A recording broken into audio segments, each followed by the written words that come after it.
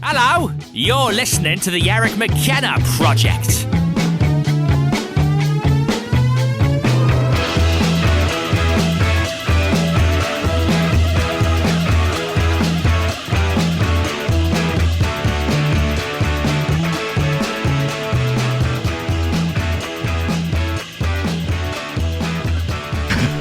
Good to see you, T. Hey, what's going on?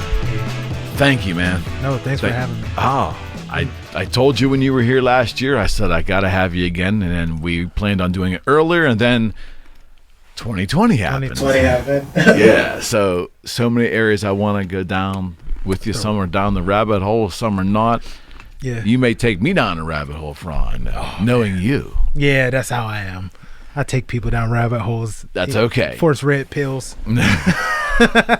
So not Cosby red pills. Morpheus red pills. Not those. Yeah, not those. I was listening to, it's funny you said that. I was listening to a Rogan podcast the other night during my evening walk, and he was talking about how amazing Cosby was, and how it's just so amazing now that comedy is not part of the lexicon anymore. It just disappeared. It almost like he disappeared and the comedy kind of disappeared. Yeah. Wow. You know? Bill Cosby. Did I mention on the last show that I saw something weird with Bill Cosby? We talked about Cosby, and you said you had your own thoughts on that, but you weren't not going to go down that rabbit hole at that time. Yeah, well, let's. Yeah, well, fuck here that. We are. Yeah. You could bleep fuck. Here we are, man. So I went to go see Bill Cosby live. Now we had some interactions on Twitter together because I had put out a big spoof called Jello Pudding, and it got really big. It was Wiz Khalifa Black and Yellow, but it was the Bill Cosby Jello Pudding. And I had the sweater on. Wait, when was this now? This was roughly 2010, 2011, something like that. Okay. So this spoof was huge. Like it was like they put it in China. Like China didn't have YouTube, so they had their own version for like music videos, and somehow it got to like China, Japan. Like really? Yeah, this video got huge, and it made like the top 10 spoofs of that year. Like it was like that and Baraka Flocka Flame and some funny things. And so me and Cosby had some interactions on Twitter, which was like, for me, you know, between that and The Rock at that time, it was like, this is awesome. So he was Cosby was coming at you from an area of goodness, right? Yeah. Okay. And and I asked some questions and he answered. Oh, cool. It was like really cool. So that's cool. So I went to go see him live. My parents were like, you didn't go see George Carlin and he passed away. There's only like 3 of these main like kings that were. It was like, for me, the 3 guys were Carlin, Cosby, and Pryor. Okay. And then from there, you have like a tree that breaks down of like, you know, the next guys. But like when you think of the biggest guys in comedy, those are the 3 that everyone always mentions, right? And so my parents gave me tickets to see Cosby. I have 2 tickets and I couldn't get anyone to go with me. And so I went by myself, and I just used the other chair for like my coat because it was like freezing and everyone had to hold their coats, but I got to enjoy the show. Fair enough. And there was like a couple, I told them, just go ahead and put your coats here if you want. And they did. And we were like the only 3 enjoying the hell out of the show. Got it. So during the show, Bill Cosby calls a lady up. He has like sweatpants on and stuff. And, you know, Cosby's doing the Cosby stuff that Cosby does. You know, he's like, the people and the children and the babies, and I love to see the babies going down the rabbit hole. And so he calls this lady up, and he sits down at the edge of the stage, right? Okay. And the lady, he says, put your hand on my thigh. Okay. Now, I feel awkward because I knew about the allegations before the public really, really knew, because it came out. There were like stories and allegations, but people didn't know the details, like the full details. Right. And so I felt uncomfortable because I was like, that's weird. And then so she does, and he starts talking to her husband and son, and he has them stand up. And keep in mind, this is at Heinz Hall, so it's sold out. So you know that's like 8,000, 7,000 people, whatever it is. And, you know, she holds his thigh, and he's telling jokes and he's making fun of her and making fun of them and saying the mothers always like to talk for the sons because I asked the son a question but the mother wants to answer but I didn't ask her. And this is all like weird. So she moves her hand from his thigh because after a while she's like, why the hell am I touching Bill Cosby's thigh? He looks them dead in the face. There's a whole audience around. Grabs her hand, puts it back on his thigh, and says, "Don't move it." And then continues with the show until he's tired of sitting there, her holding his thigh. And it was the most uncomfortable thing. And to this day, I always wonder like how that lady feels after finding out about the allegation. The husband too, yeah. Even the son. Like, you know. I mean, you gotta think 56 victims is a lot of victims. And 56 accusers, even if it's just accusations, 56 is a lot.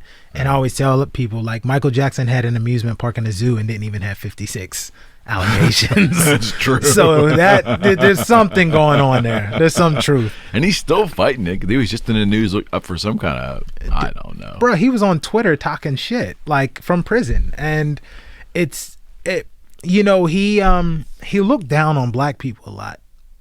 But he was like very pro-black. A lot of people don't know he put the money up for Sweetback Badass or whatever. It's a blaxploitation movie with I remember Mario Van Peebles as a kid.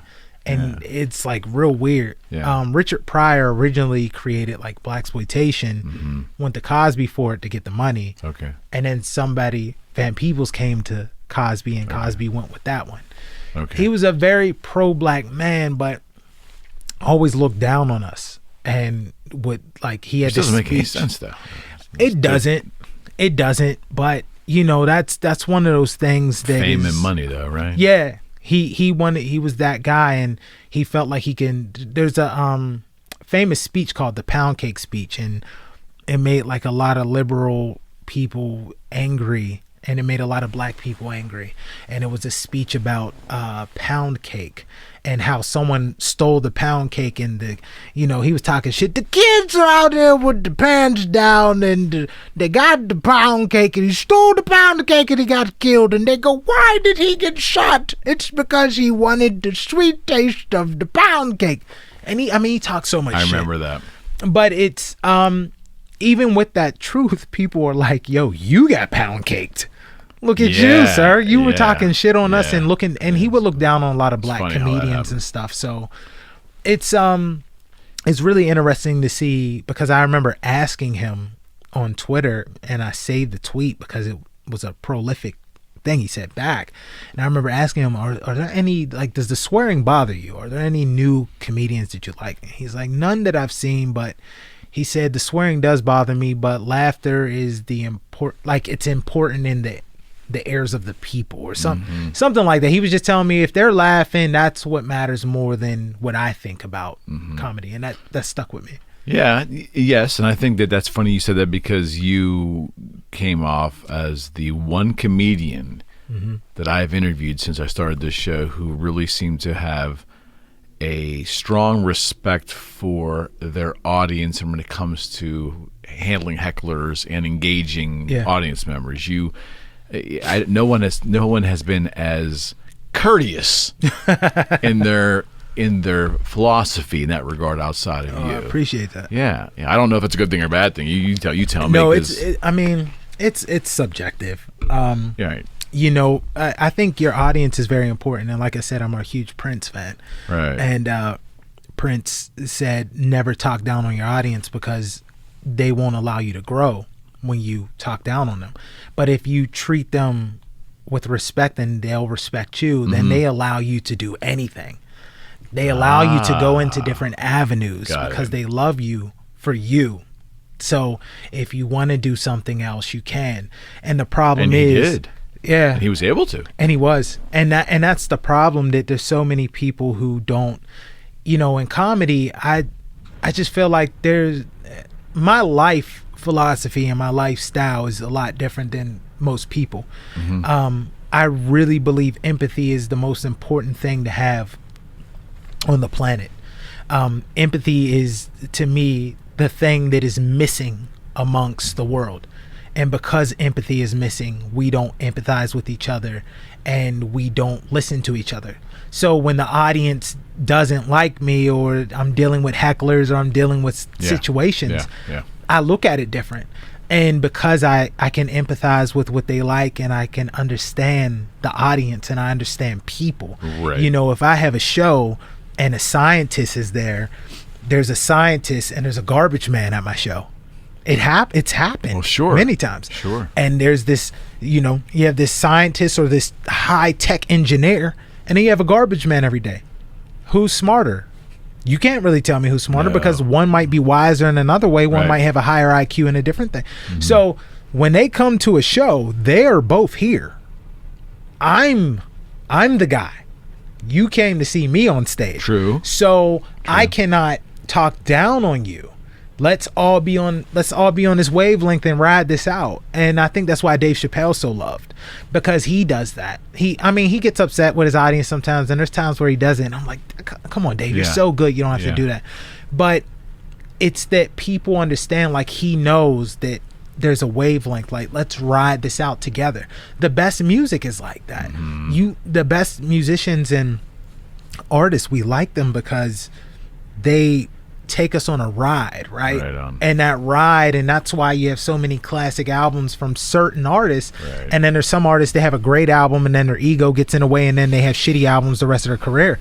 Mm-hmm. So yeah, I've always been big on that. Like, I think the audience is so important to us. What about Chappelle recently telling Terry not to buy? Did you see that clip? Not to buy his.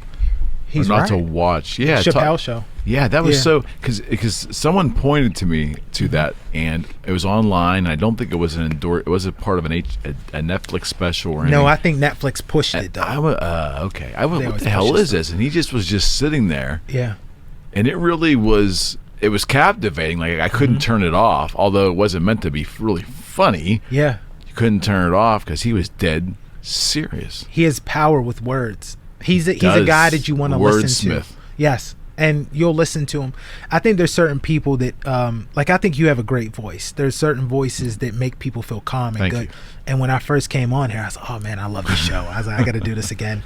And it's, you know, not everyone has that voice. Not everyone has something that makes people feel safe. Dave Chappelle makes people feel safe when they're around him, when they listen to him. Interesting.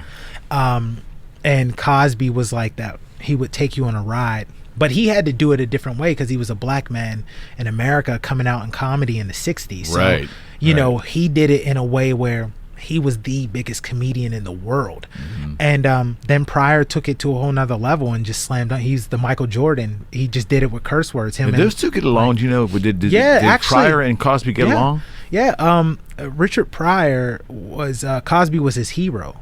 So Richard Pryor used to perform like Bill Cosby, and they would all say, you sound like him. And then he went to go find his voice. He went to Berkeley. He used to perform with like no shoes, socks, and like a wizard hat.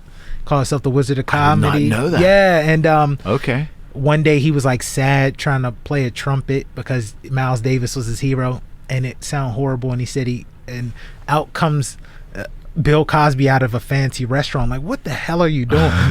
And then he invites him in, and he has like he said he had these two Amazonian white women like on his arms, and Richard Pryor is excited, like, oh yeah, we're about to, you know, that might have been a clue in the situation, but could have been, you know, so yeah, he loved them, man. Even his performance, the cadence was jazz.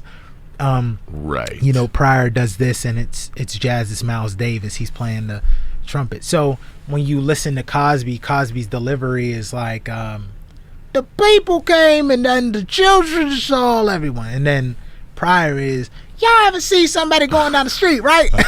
Right? I mean, I saw this motherfucker. I said shit, goddamn, right? And it's the same cadence. So when Chappelle talks, we listen because we like him. He's a very likable guy, and his biggest comedy influence is Bugs Bunny, who is a likable cartoon character.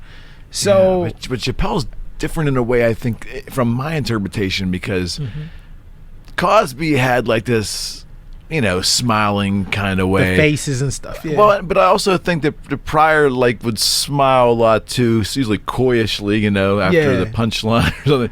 But Chappelle, oftentimes his facial expressions are not of pleasure, generally. Well, that's the trick, right? It reels you in. No question. The genius behind Dave Chappelle is he could take topics, and even if we don't think it's that prolific, he makes it prolific, and he'll take something so difficult and make it so simple that you feel like you can go do it. And that's what's so crazy about it, because Pryor, with Richard Pryor or whatever, Pryor never made, I used to listen to him every night when I was going through depression as a teenager, and that's what changed my life. I listened to all his albums, and Pryor never made me go, I can be as good as him. I never felt that. But he made me want to do comedy. There's a difference. All right. So, but Dave Chappelle is so good with punchlines that you would really think that you can pull that off. You're like, oh man, there's a, because he's just that good. You know what I mean? It's kind of like Kobe Bryant, rest in peace, or Michael Jordan. Those guys made the game look so easy that when we're kids, we'd go out thinking that we could be these guys, and we couldn't. Right. So yeah, I think that's what's amazing about Chappelle. The thing that people don't know about Chappelle in that situation is, and he kind of talked about it, but he didn't want to go into full detail, but he went into more detail than he's ever done before, and that made me feel proud. Dave Chappelle, as he said, is a Muslim. Okay. He was judged differently. When he went to HBO, they did tell him, yo, what do we need you for? You're not big enough. Comedy Central gave him the spot. Viacom owns Comedy Central. Comedy Central gave him a contract. Like he said, he signed it. You do have people look over your contracts, right? He signed a contract. He goes in. In that contract, he was supposed to make half of whatever he earned with Comedy Central and Viacom. Half. Okay. Dave Chappelle's first season DVD is the highest selling DVD of all time. Season 2 broke records. Mm-hmm. He was doing ads for both Coca-Cola and Pepsi, which is crazy. Right. That's how big he was. Right.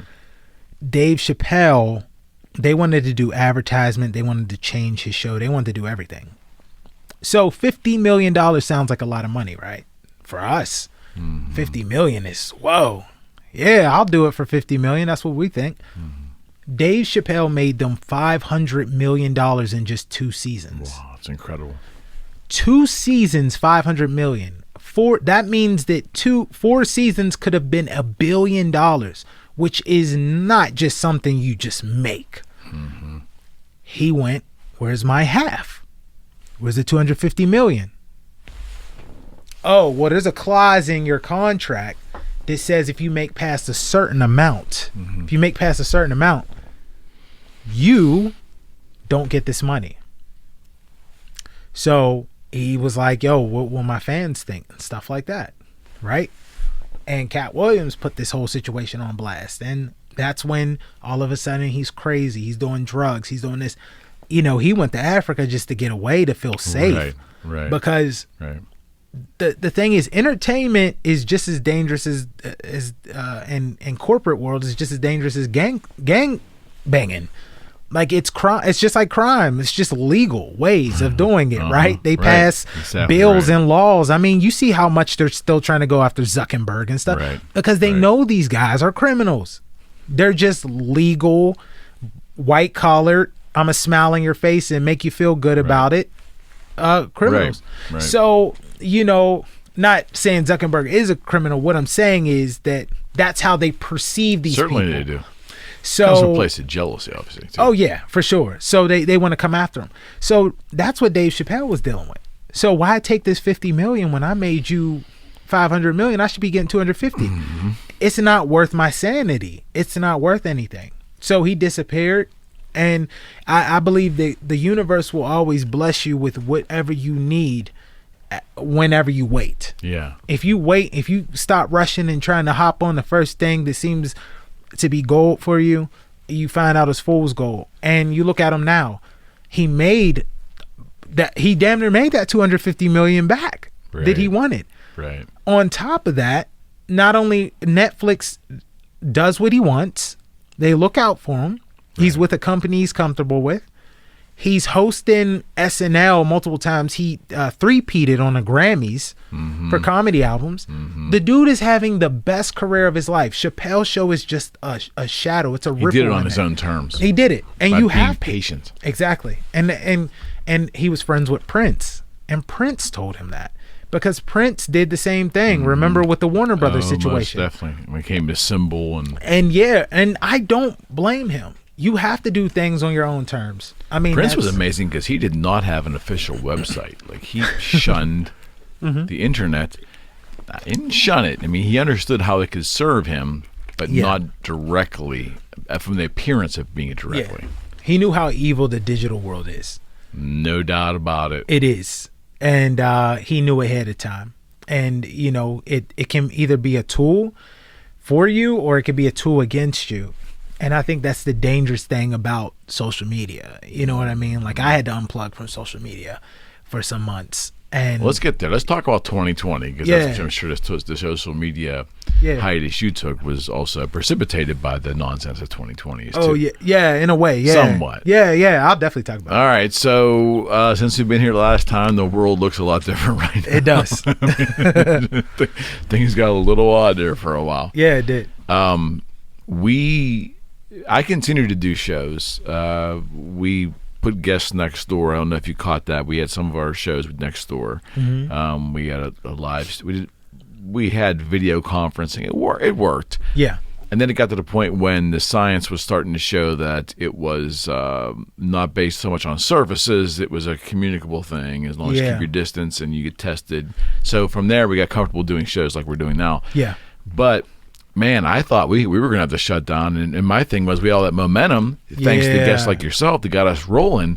I really didn't want to shut down. No, I understand. So it's frustrating. We did okay. We came through it okay. Man, I mean, being a realtor and everything else around me, it was just so dicey. The uncertainty was the hardest part for me. How was it for you? Like, where were you when you heard we were getting locked down? Remember that? And then, what was your first month or two like in terms of how you viewed it? When we were getting locked down, I think my concern is, I have real little kids, 3 and 5. Right. She was 4 at the time. She just turned 5 in July. So, and Channing was 2. She just turned 3 in April. So it's my concern was my children. How do we go about this with these kids? Got to communicate with their mom. How do we go about this with these kids? How are we going to do this? Just understanding how it works, the science. You want to know more, right? That's it. You just want to know more. And not knowing was the part that bothered me. Just from that perspective. I didn't care about, people were freaking out about not being able to do stand-up. There were people freaking out, and I understand why. But a lot of the things that people were freaking out about wasn't things that I freak out about. Okay. So for me, the lockdown was just more so, how are we going to make this work? Coming up with strategies. Figuring out things, still trying to stay in shape, still trying to, because I end up gaining quarantine weight, and then we'll get into that a little bit, like down the timeline if we take it down the timeline because we're in December. Absolutely. But that first month was just the first 2 weeks. It was like, okay, we all thought it was just going to be 2 weeks we were locked down, right? So everyone's TikToking and social media and. We're in this together and we're going to get through this and we're all so hunky-dory. I was like, and I'm in the background like, this is going to bring America together. I kind of felt that way too. And because I remember being a kid when 9/11 happened. Right. And it felt like it kind of brought Americans together in a different way. It just gave Americans a new thing to hate. Outside of what they were hating before. So everyone could agree, okay, this is what we hate. And people were praying together and all kind of stuff. That was big, No social media then, though. Yeah, there wasn't. So it would have been crazier. And so now, I thought everything was kind of cool. There was like challenges. Everyone was so happy. And then they were like, okay, 2 more weeks. And then and then I really started digging. And then I really started doing research. And I really started paying attention. And while everybody was having, here's the thing, everyone's conspiracy theories about coronavirus was okay to have. It's okay to have your thoughts because you are afraid. And it's okay to say that you're afraid because you have no idea what's going on. So you're trying to figure out, how am I going to pay bills? How am I going to feed these kids? I carry, I'm a gun guy myself. So, it was like, all right, get the ammo. I got to call friends that are on, off the grid. They have like places off the grid, friends that got cabins and shit. Right. And I was literally thinking like that. Let's stock up on things. And there was just a lot going on at that time. And I felt like I just needed to figure it out. And then everyone had conspiracy theories on it. And I will tell you, 80% of the conspiracy theories are legit. And then there's a 20% where it's just not. But you have to read between the lines and put puzzles together. And then you'll get your full answer. And Americans aren't really good at that, though. No, we're not. You know what it is, man. Americans love to conform. Americans are very, we're entitled. We're the most entitled country in the world. And I know this because when you actually travel outside of the country, the thing is, a lot of people that do travel outside of the country, even if they're entitled and all this stuff, they go to a resort. And that's then they're not really traveling. But when you actually, they're on vacation. Yeah, they're on vacation. But when you like go into these countries and stuff and you see what people go through and you actually walk the streets and you look around you, you really understand how blessed you are. And America doesn't understand how blessed it is to be the country it is. And, I'm a huge Canada fan. I love going up there performing. I recorded these last 2 comedy albums that dropped this year in Canada. And, it was sad to see what was going on. There was so much going on. But there's always a blessing in that. I think the world needed to slow down to understand itself. And nature will always find a way to balance. It doesn't matter. Like when we think of Thanos was right. When he snapped his finger, that was Corona. And not just population wise, just in general, you needed. I remember Christopher Titus. We did this podcast together, and Christopher Titus said Americans need, or the world needs, something dangerous to make them realize that they need to be scared of shit. And this was years ago. He said, like, if we had T-Rexes running around, people would change their attitude. And no doubt. And that's what that's next year. Yeah. Oh God. It might be in 2 weeks. That is next year. But when you really break it down, Corona put fear in people's hearts. It put a lot of fear in us, and we were scared. We were terrified. We knew that we had something that we wanted to answer for. Well, even if it's just something as simple as, why do I have to wear this mask? Give me a reason. And nobody really had answers, because we're like, this shit's new to us too. There's doctors and scientists that had no idea. You got to think, like when AIDS and HIV and all that shit came out, people were terrified. They were freaking out. They didn't know how to handle that. Kevin Peter Hall, who played the Predator, he had a blood transfusion and he died because they didn't know how to test blood back then, and they put AIDS in him. Exactly right. So Arthur Ashe too, I think. Right? Yeah, they did. And when you think of these things, science is the necessary evil that we do need. And we do have to understand, if I don't wear a condom and I just go raw dogging every chick I see, there's a possibility I might get AIDS. Yeah. And then, there's consequences for there's actions. consequences for that.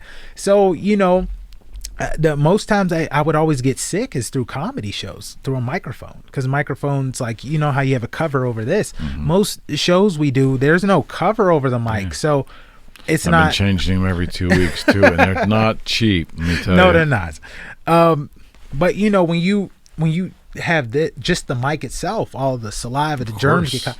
Bro, I would get so sick working with like headliners that are traveling and they get sick. I never thought of that. I know why I was told to do it, but Yeah. it's like, wow, I could see Bro, comedy clubs especially. And I use the mic, you know, I'm putting it on my head, I'm putting it next to my lip to make noises, I'm doing all this funny stuff, I'm touching it, I'm shaking hands. Yeah. So, you know, there's a lot of things that come with that. And so it was just interesting to see how scared we all were, and just trying to keep people calm, trying to keep my kids. And I'm blessed that my kids are so young. You know, my nieces are older, so they're, you know, and you have your children. Yeah, I'm blessed too that my youngest is in her senior year at school. So her senior year's kind of screwed up. But I told her, if this is the worst you're ever going to face in life, you have a pretty good life. Yeah, absolutely. Kind of get over it. Yeah. My son's 2 years out, and my stepchildren they're already out. Colleges are all screwed up. Like, it is. I'm not crazy about the idea of paying for all that money for college, and they're home. and they're watching pre-recorded classes. I mean, I'm not sure how exactly that whole tuition thing's supposed to be working. Yeah, but my point is, if we had kids that, let's say, were like 10 and like 12 now, and then having to do that homeschool and getting them to sit in front of laptops all day. Oh yeah. My daughter has to sit in front of her. She's in kindergarten, and that's gotta be tough. Yeah, I mean, but the thing with her is it's school. For her, this is the normal. She doesn't know what school was like before that, outside of daycare and preschool. Good point. And my 3-year-old is just like, oh, okay, we in Dad's house jumping on his couches. You know, they just destroy. You know, but they really, man, they've saved my life, and having them to fight for. And not be afraid, because I'm not afraid of coronavirus. I'm not afraid of the idea. I'm not afraid of dying, honestly. Only thing that I would be upset about dying is just being away from my daughters. That's it. Yeah. But like the idea of death doesn't scare me, you know. And I don't want to end up dying for a stupid reason. Yeah, you know yeah. I mean? Like, out of my own stupidity, or someone else doing something to me that's stupid. Yeah. You know what I mean? I mean, absolutely. I think we all just wanted answers in the beginning, and the more we started getting answers the right way. But how did that? It's okay. So let's move into March and June. Just rough spitballing here. Yeah, because my daughter turned 3 in April. Okay. We had a Zoom birthday party, damn near. Pretty much, everyone sung happy birthday through Zoom. Okay. That was different. Safer though. Yeah, March, April. But it was just unique. Then what happened? Like, obviously the election's the 800-pound weight in the room. Let me ask this before we go there. Yeah. I've asked a couple other my prior guests. This is how, don't agree, if I'm wrong, please don't agree. But I thought initially the way the polarization was falling, especially in Pennsylvania here, because of the governor's rather strict decisions. Yeah. We can argue good or bad, whatever. Yeah. But they were made, Terry. So the polarization fell like this, whereas most things in life fall politically left or right. Yeah. And something in between. This one fell for those who were told to stay home, that were still able to collect paychecks. They were either working from home. Yeah. Or there was government unemployment or whatever it was. That enabled them to kind of stay whole. Yeah. And their mindset was, we need to stay home and we need to get rid of this and we do whatever we can and be protective. And then you had the entrepreneurs whose money dried up, where there really wasn't any available money, that they wanted to be safe too, but they also needed to continue to work to eat. So I think those two sides, which were comprised of Democrats and Republicans and right and left and liberal and conservative on both sides of that. It was a weird delineation. You had weird people arguing with each other that maybe have never really argued about anything prior. You know what I mean? Yeah, I mean, if we're going down this hole. So no, I mean, did you see any of that? No, I didn't. And I'm happy to talk about it. Okay. Here's the thing. I couldn't do any shows. You know, I'm used to doing shows, used to making money, used to using that money for a lot of things. Right. I wasn't able to promote my 2 comedy albums that dropped. Because of Corona, my comedy albums dropped on the wrong artist page. I had to deal with all kind of things. Wow. I had to try and get that figured out and straight. So that kind of messed up streams in the beginning. Certainly.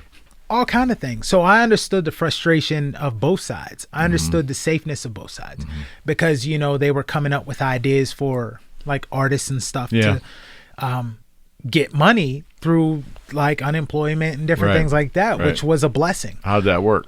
It was a blessing. Okay. It was definitely a blessing. Yes. Okay. It was a blessing, man. You know, I was even able to start my own business through getting extra money. And, you know, I was able to take care of a lot of stuff I had to do because, you know, I've like split custody with my kid's mom, but it's like my kids. And then there was a lot of times this year where I had to keep them a little more. So, you know, taking care of them, in the sense of you have to be around your little kids a lot, and they need a lot of attention, and no doubt. It's you know it's difficult. So pretty much you, even with split custody, you're a single parent, regardless of what people think. So for me, it helped out a lot for me to take care of them because I didn't want them going to daycare because daycares wasn't open, and then they opened, and then we still needed to find out more about what was going on with Corona to get understanding of it. Right. And it affects people differently. So you did see sides because here's the thing, and I'll talk about this with social media and empathy. Back to empathy. Nobody was really empathizing with each other. Everyone just had their own frustrations. You actually had to sit at home and dissect yourself, your life, your decisions, your finances, your relationships, everything. Everything had to be re-examined. Right. You had to do a self-reflection that you avoid as humans. Every day. We always do. Yep. Why do you think we have so many distractions? The distractions are to keep you further away from God, the universe, whatever you believe in, or whatever you don't believe in. I don't care. It's keeping you from connecting to what you are supposed to in here. And we chase these goals, we chase these ideas, we chase these images. And that's what was happening. A lot of people it's all man-made. All these people were arguing with each other. They're fighting with each other. Well, you guys are getting, I saw some of the most racist, craziest shit posted by people that I wasn't shocked that they posted it, but some of them I'm like, yo, you used to come to hip hop shows. You were a part of the hip hop culture. Black people created that culture and you talking this shit? Right. Like, you know, not everyone's getting government assistance and all that stuff. You know, I was blessed to get what I had, but I don't get food stamps or nothing like that. Right. I still got to pay child support and take care of my kids. So it's, you know, hearing like the stuff that people were saying, it's like people were getting that cabin fever. You got to think like a lot of a big generation of people like to go to bars, right? And they would go to bars. Why did they go to bars? To escape. They want to escape their wife. They want to escape their kids. They hang out with the boys. They drink their beers. They take shots. They get fucked up. People get drunk and they go and sleep with all kind of people. You're doing everything that distracts you from what? Self-reflection and reality. Your reality. So everyone's arguing with each other because they don't even know. They don't even understand who they are. They're like, what am I doing? Why am I doing this? They've been running for so long. And exactly. And they've been putting up this facade because social media can allow us to put up a facade that is not real, right? Good point. So we can put up the images with our partners. We can put up the images with our kids. And I know people that put up images with their kids. They don't even take care of their damn kids. They ain't even really good parents. Oh, that's the thing. You know what I'm saying? That's a legit thing. And, you know, it's so you did see that. And I think the split more so had to do with what is going on around us. One, we didn't have any answers. We don't know what's going on. We can't even wipe our ass because toilet paper ain't in the stores. You know what I mean? So, you know, we're using wet wipes that we got from KFC. You know, no wonder out there breaking sewer lines and getting all clogged up. You know, and people were getting angry. You got to think. Again, self-reflection.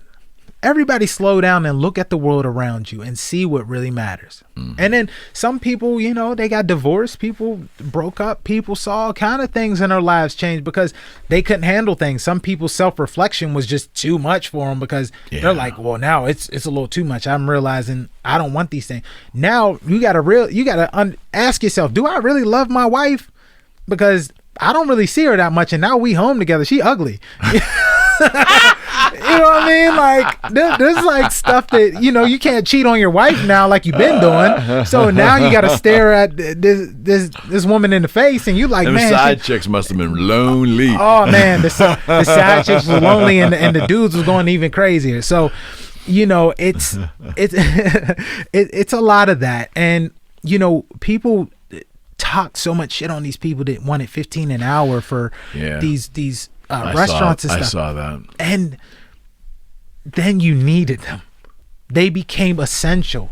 Now the McDonald's line is even longer. Now Wendy's is all the way across the block. Now Chick-fil-A is around 4 blocks instead of the usual 2 blocks, you know, so these are things that people didn't take, and it came down to empathy. If you empathize with these people and you realize maybe they had some shit happen to them in their lives where maybe they couldn't go to college, maybe they couldn't get the job, you know, just culturally there was just so many different things with and it came down beyond politics. Now it's starting to become personal.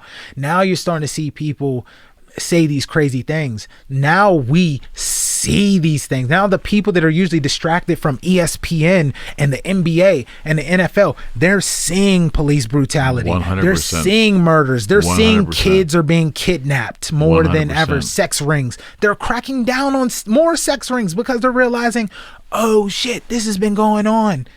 And we've been ignoring these people and ignoring shit. Everything was about us slowing down, and you are either going to be better and stronger from this or you're not. And that's what it came down. You might be worse. You might be worse. But that's self-chosen. And at that point it is, because you chose. And that connection to the internet is just like the Matrix. It's you know, they use the term resources for HR, human resources, right? They use the term resources. We are resources. We're human resources. That's it. No question. We are the fuel that helps the machine. And when you watch The Matrix, the machines are using humans as fuel, as resources. No question about it. And he unplugs and he realizes the truth. The thing is, there's Plato's, it's the Allegory of the Cave, I think it is. I always type in Plato's Cave whenever I want to reread it.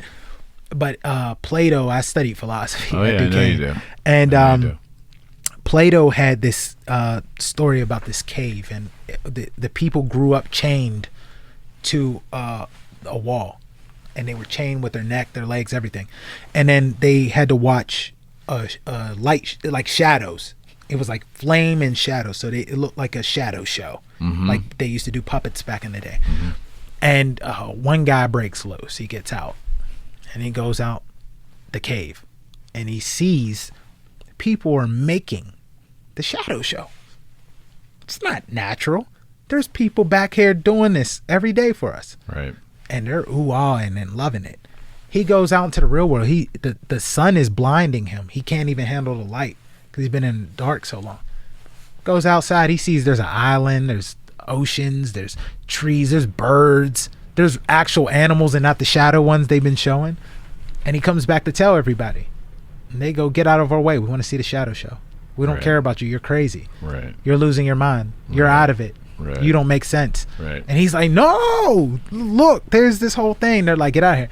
And they say if those people were unhinged, that they would kill him. And we've seen it throughout history. 100%. Tupac, Mozart, Jesus, you name it. There's always that person that's trying to tell us exactly what I'm saying, and they get offed because they're. And so the beautiful thing about this is that people actually, there were a lot of people that actually started listening, and they started realizing, yo, this is too much. You know, I always tell people, you know, it's important to kind of break away, because you get caught up in it, especially in entertainment. You get caught up so much in the lifestyle that there's so many people around me. They were more worried about the ego part than actual performance part. I that was pretty prevalent on social media. Yeah, you pay attention to that. Yeah, that was pretty obvious. Oh, it's obvious, and they know who they are, and you know, it's all about ego. It's about themselves. It's about me. I want to be seen, right. And you know, I'm all like, man, I could care less about telling jokes. I got to take care of these kids. Like, you know, I want to make sure they're good. Yeah, the priorities in line. Yeah, and I mean, at the same time, I was blessed. So, you know, I recorded my albums right at, like, actually, I had got sick, and when they started talking about Corona, I was like, maybe I had that because I got sick like I've never gotten before. You might have. And people were saying last fall. Yeah, it was. They tried to say 2020, but that shit was here in like 2019. I think so too. Because I travel internationally, and there's so many countries that go through Toronto that Toronto airport has countries that we don't even do business with. Sure. So when you have those international airports just going like that, you know, and that's when I got sick, like afterwards.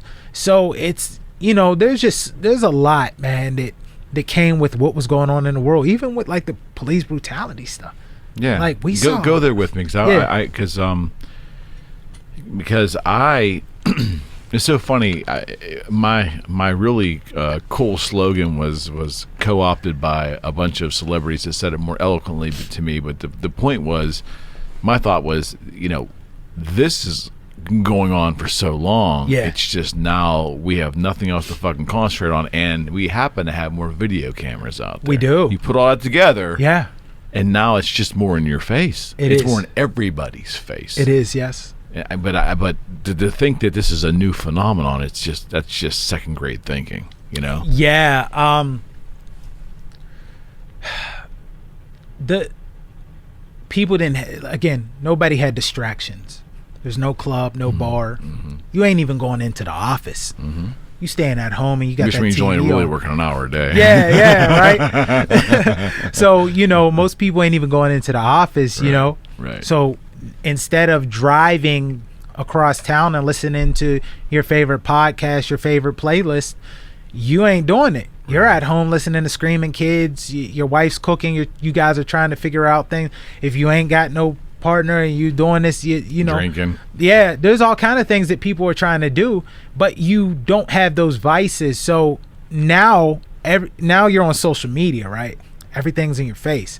Now you're on the TV. Everything's in your face. You're trying to figure out what's the next steps with Corona, and now there's other stuff in your face. There is a lot with that. It's a rabbit hole that I can definitely go down. The issue, in my opinion, with America is very driven on race. We were built on it. Race has built this country, whether it's slavery, whether it's the Chinese that built the railroads, whether it's the Mexicans coming in. That's history. It's just all part of American history. The Native Americans. You go through history, race has built this country. We can't call it a melting pot and not treat it like such. And we, you know, there's so much hierarchy, and we put these things. When this police brutality stuff was going on, like, you know, George Floyd, and then everyone's like, it's fake. And then there's people like George Floyd this, and then they're trying to discredit him because he did some adult videos. The man probably had to pay some bills. It is what it is. He was in a bad spot, and he moved to that city to get out of that type of like mentality, you know. And you know, you had these different situations, and the thing is, you do have a lot of cameras. There's more cameras. People catch it more, right? And then you caught it even more because now everyone's home, and now there's even more of it going on because everybody's losing their mind, whether it's the citizens, the police, whatever. People are losing it. And you always see the extremes too, like the bad behavior, right? Which is sometimes that's even staged for attention, I think. Yeah. It's there's so much stuff that goes on with it. The problem is that the media makes so much money off of black men dying, and that bothers me. You know, I'm more than just a photo opportunity at a rally. You know, don't use my death for you to just take a picture in front of a burning car and That's throw a your powerful fist up. statement. You know, it's true. It's just like that bothers me just as much as seeing these deaths. You know, we see death so much on the internet. And again, the internet has programmed us to be so that lack of empathy is being desensitized. Taken away. Yeah, because you can't have empathy because you're desensitized. Right. So how can I care about what you're doing after I just seen 5 other people die and a goat be slaughtered? You know, it's because that's the internet. And so, you know, there was so much stuff that was going on where, you know, I was at rallies. I had to go to rallies. I did armed security at rally to prevent some agitators, because you have these what are called agitators. They come out, and this is going to sound wild, but you have some agitators that are agents of destruction that are set up either by law enforcement, government, or a political party. You don't know which one. It could be liberal or it could be GOP. Like, you don't know. Right. People are just going out there, and then, so, you know, there were a ton of agitators at this event, but we shut them down before they could even get to going. And the fact that I had to do that just to make kids feel safe to be able to speak their mind was crazy to me. Yeah, the lines get blurred of even who the actual agitators are, because one political side will come up and say, well, they're that group that's doing it. Yeah. And the other political side, no, same event, but it's that group doing it. Yeah. And then sometimes you might get and they both might be. And they're both. So it's and the only people that really suffer from it are the people. You get hit with the tear gas. You get hit with the rubber bullets. For me, what really was unbelievable was that, you know, we have the inalienable right of this country to assemble and to protest. That is, we have that right. We do, yes, absolutely. And that is one of the most important rights that we have. Yes. And what an amazing moment in time to peacefully protest. Yeah. And, you know, it was vastly more peaceful than all of the isolated incidents of violence, but the isolated incidents of violence became news stories 24/7 on every channel, because for, like, you know, and then you show the video and they show a burning car, but when you really looked at the bigger picture, the whole town wasn't on fire. No. You really got to dive through the optics. Yeah, right? You do. It's scary. Because when you're down in the trenches, like, I got judged for going out to the rallies by some of my own people, like, judging me, talking shit. Like, oh, what type of shit? What do you mean? Why would you go out there armed? Why would you go out to these events? Like, you got to be careful. No, I'm out here because this is securing a legacy that my family, my family's from the South. I got family members that was doing the marches. I got family members that had to move up here because it was so bad down here that they just needed jobs, so they worked at the steel mill. So I'm out here on the behalf of my family who fought hard for me to even be able to get the jobs that I have, to even be able to live but where that's I big, do. That's big picture thinking. That is. And you are a person able to do that. Yes. A lot of people can. Yeah. They choose not to. Exactly. And it goes back to what? Empathy. If you empathize with someone, you could understand, okay, I understand why he's doing that. So when you're in the trenches and you see what's actually going on versus how the news spins it, I remember I was watching the news and I ended up saying something about it to people because I was there. They were like, oh, well, they're surrounding a police car.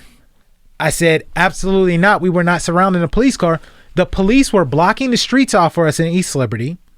What they did was they did their duty and they looked out for us. They blocked off the street. Regardless of how they think about the situation or not, they looked out. They made sure we were good. Right. The person happened to move in the middle of the street, not realizing how big the crowd was coming around it. So they moved the car. Of course. So what did the news do? They're surrounding. It's a narrative. WPXI. They're surrounding. I'll put them on blast. WPXI. Well, they're surrounding. But it's a narrative. Yeah. It is a narrative. Yeah. And then when there was that whole issue where they were shooting beanbags and tear gas, the rally ended. I left. Me and my people left. there were some people that kept going. Mm-hmm. They figured we still got till 6 o'clock, or we're allowed to do it till this time. Right. Trump did a speech where he said, if anyone's out like during this time, I forget the exact speech, they are unlawful. Mm-hmm. Here's how dangerous, because the police chief wanted the smoke. This is how dangerous it was.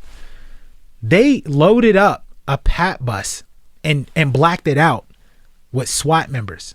They had drones around us while we were marching. They had snipers above us at Target. Snipers, military snipers. And then some of the guys were dressed as military because we don't even know if they were really military. So there's so much conspiracy stuff going on where people say these conspiracies. It's legit. I seen it. There was some kids smacking a camera at Target. I had to run over and tell them to chill. Say, yo, if you don't want to end up a hashtag, you better chill, bro. Then they saw, he got a gun. Let's back off. Like, there's so many. I'm trying to keep you safe. Because if you walk out of here, there's some dudes up there. They got something for you. Yeah. Then as we were leaving, they lined up other police that we had no idea, riot police.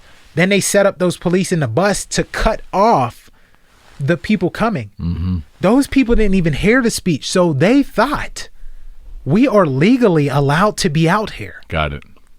What happened? They said, turn around. They're like, why should we turn around? We're legally allowed to be out here. Right?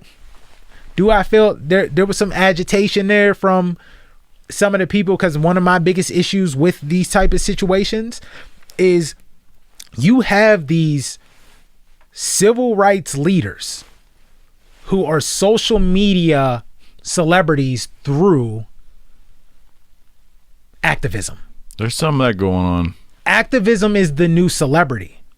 So these people go out here and they start shit and put other people in harm for likes, for extra live views, whatever it is. Because maybe they were lame and nobody liked them, so now they can give people the Kool-Aid. So there was some agitating with that. And then they start shooting beanbags and injuring rubber bullets. They injured a lot of people. Tear gas, and these people had no ideas. I mean, there were kids at these rallies, like real little kids, like my kids' age, and that's why I wanted to go. I wanted to protect the little kids. Like, I didn't have my kids those days, so I was like, I want to make sure these little ones are good. So the media makes a lot of money off of it. And Eric, you know this. Like, the way it is black man dies by a white man. So if you kill me right now, the headline's going to say, white man kills black entertainer. And the headlines are going to be huge and they're going to destroy you. And I'm end up on someone's t-shirt. I hate to laugh about it. Don't give me fucking ideas over there. I'm just telling you now. But I'm gonna end up right. I'm gonna end up on someone's t-shirt and the next hashtag and a rally and they're all going to be fighting for justice, right? And rightfully so, in a sense of the justice part, right? Because we all want justice for anyone that dies. 100%. If I kill you, they're going to find the worst picture of me in a hoodie and dusty. I cannot argue that. And they're just going to say, maybe man kills Eric McKenna. They'll use your name. And, they'll set it up a certain way because that is just going to be like, they ain't going to come and visit me in the hospital. No, so it's going to be more like morgue. I'm not going to be. No one's going to come and see me. No Eric McKenna hashtag. No, Eric. No, that's exactly right. So what ends up happening is the media knows what can we make money off of, what gets us ratings. Black men dying gets us ratings. It's the reason that they don't really put a black man kill. If I was black and I killed you, would that get ratings? No, it's going to be the typical. Or if you were white and I killed you, no one gives a shit. It'll be the typical. No one gives a shit. It'll be the typical man kills man story, right? Exactly right. That's my point. The media knows what they're doing. They know, and they push it, and they push it so much. It's a script almost. It is. They're looking for a script. Well, they have to find a way to get ratings because now the news is 24 hours. Like TV don't shut off like it used to. And we did that, and we fucked up because we let them become entertainment, and it shouldn't have happened. We did. We had other entertainment. We did. We should have demanded better entertainment. But we didn't. We got lazy as consumers. We did. And we let them manipulate news into entertainment. We did, man. You got to think, man. Once the news stopped becoming real news. You know, everything is about fear mongering. It's to make you sad. This is how, even if you watch how they do it just like I set up a comedy set. Okay, to tell. Man dies, old woman dies, someone dies of COVID. We have puppies for Christmas. Find out where you can get your puppies during Corona season. And then kid dies. Black man killed by white male. Black man killed by white cop. Black man killed by white cop. Oh, a cancer survivor got to meet Dwayne Johnson. News at 11. It takes you on a roller coaster that these social media and media takes us on roller coasters that the humans are not supposed to experience. One, we are not supposed to have this much connection to this many people. We're not. Great point. We're not. There's no I don't reason. think our brains are wired to absorb that much connection. It's not. I could tell you right now, you know, getting attention from certain people and like, you know, you got 5,000 people liking you and hitting you up and paying attention to your stuff.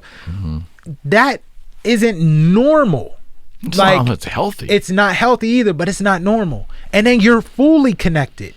When I used to get my ass whooped and bullied and shit, I could go home, I could get a meal, I could at least play a video game and not think about it.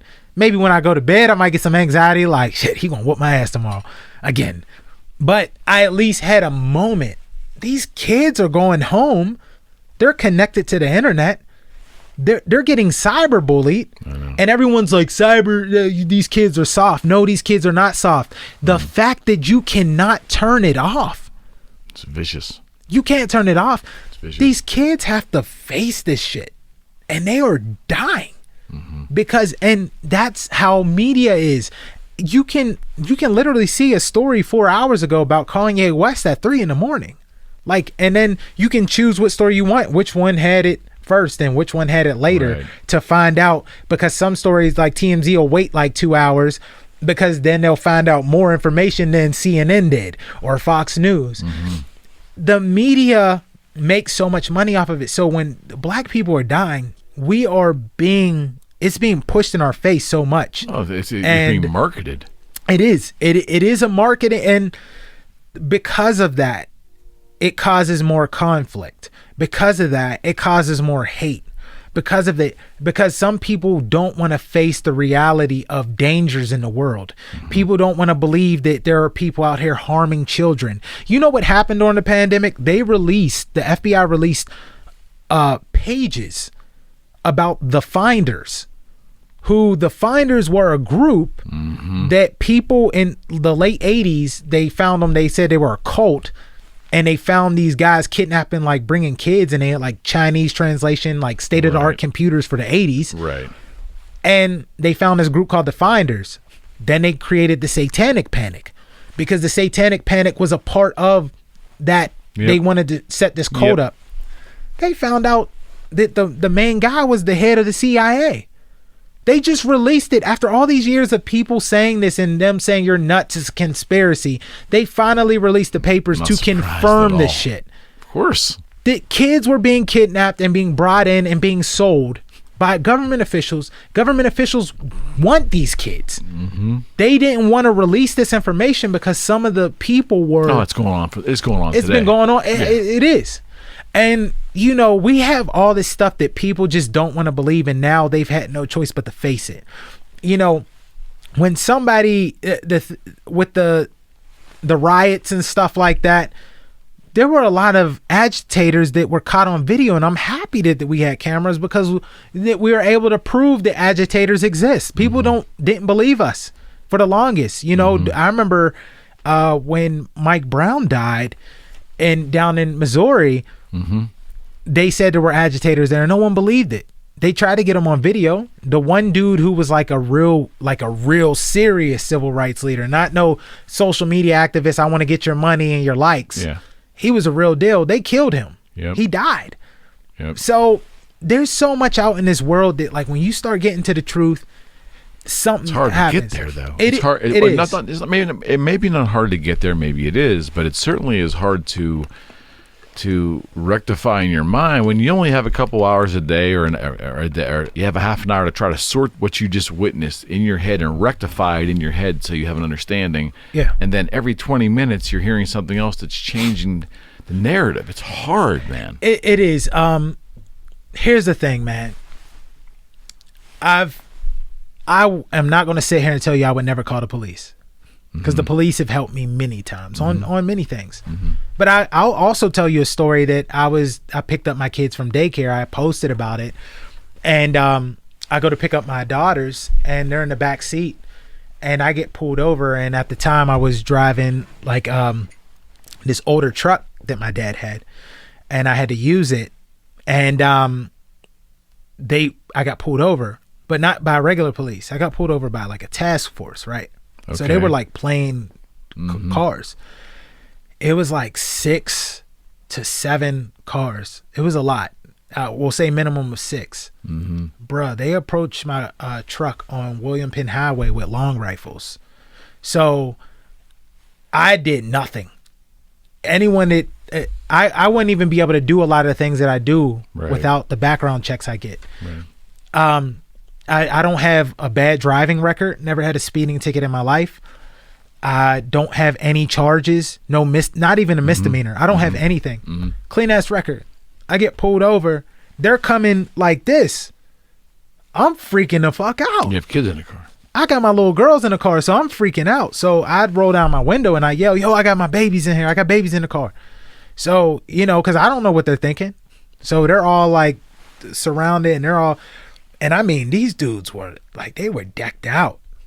The one cop keeps looking on the one side because he's on the other side to make sure ain't nothing going on. And, I'm trying to keep my daughters calm because, if they see these big ass guns, they're going to be like, they're not terrified because they're little, but they're like, "Daddy, what's going on?" So I told them, and they're like, "We got pulled over." And I say, "Yeah, just stay calm." And they're like, "Well, Daddy, can you get us our fruit snacks?" I'm like, "Daddy ain't reaching that damn bag. You just gonna have to wait till we get home." And I talked to the guy, and we get to talking. And the truck my dad bought off a buddy of his, and he supports the police fraternity order. It's an old black dude. Yeah, older black dude from Homewood.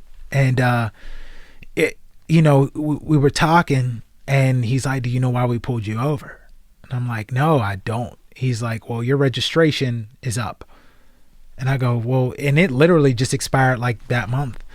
And I go, "I didn't even realize." I said, "I've just been going through a lot, like busy." And he goes, "Oh, okay." So they run my license, and he's asking questions, and we get to talking and everything. And, I'm cracking jokes or whatever. And we drive off.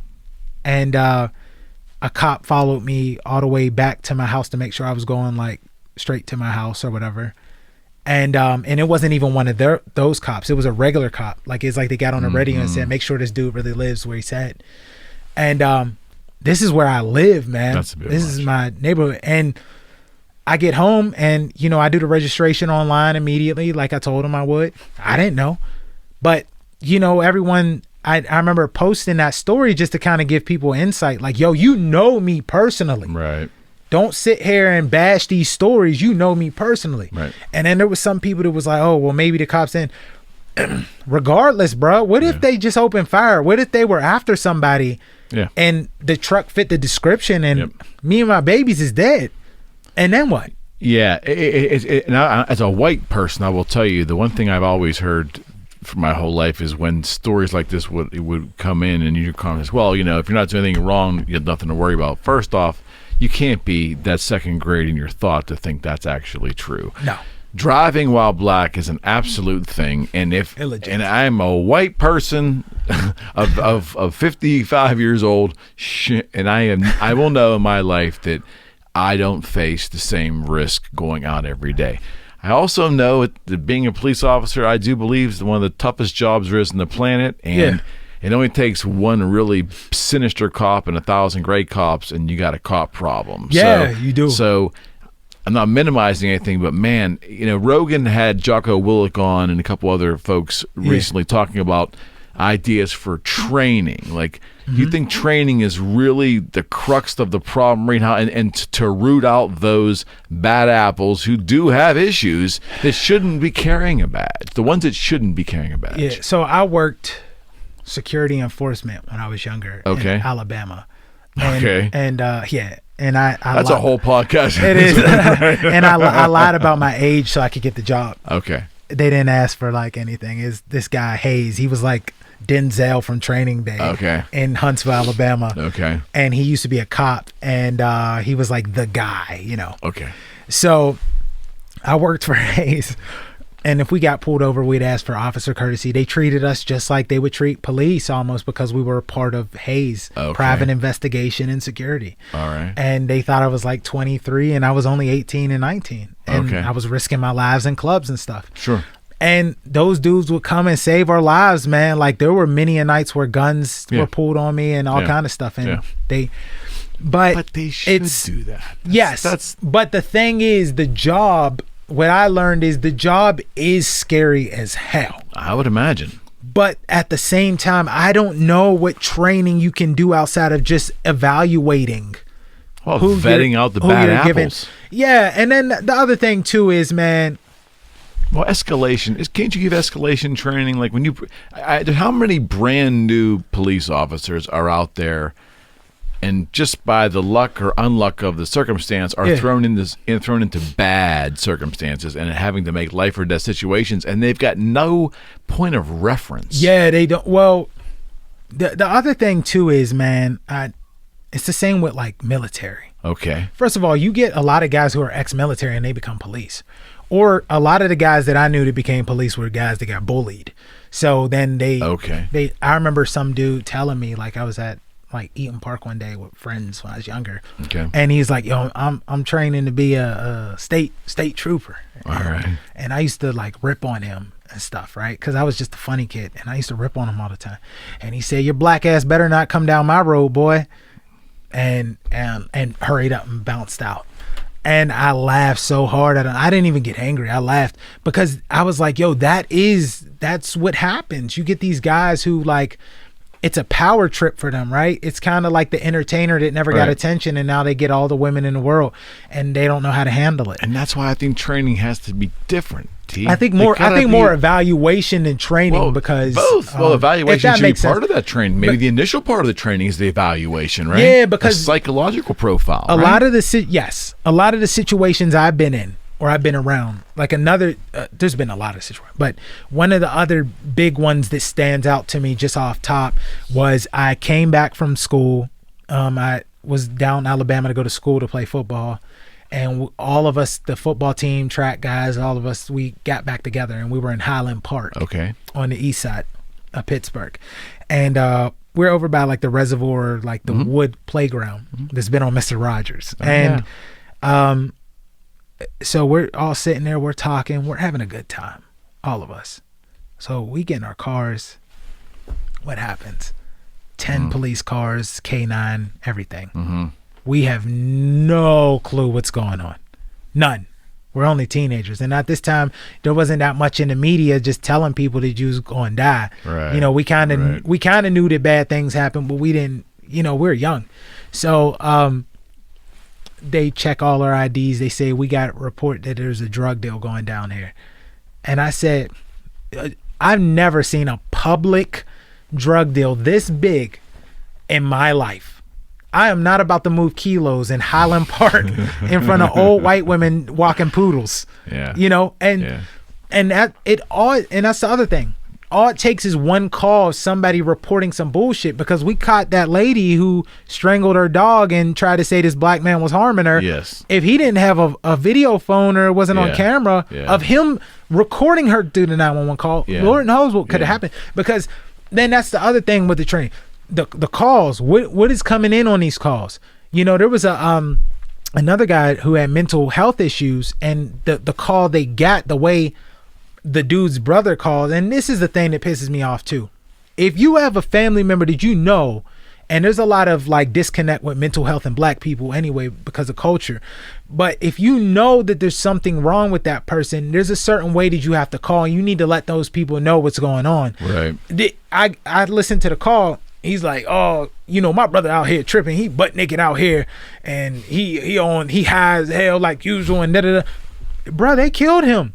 Yeah. They came and they choked him out, and they did all this stuff because in their mind they're just thinking this is a drugged out crazy dude. And then if you also got that cop who doesn't give a shit anyway, and he don't have the sensitivity training, and he's coming in like that already, so they're being told that their lives are at risk, but nobody's giving them an idea of how their lives are at risk. Right. So there's so much where maybe there needs to be an understanding of dispatch, where dispatch needs to ask certain questions. Like if they feel that this call is going a certain way, there's a certain sense of questions that maybe you can ask, because usually people are going to tell you what's going on, right?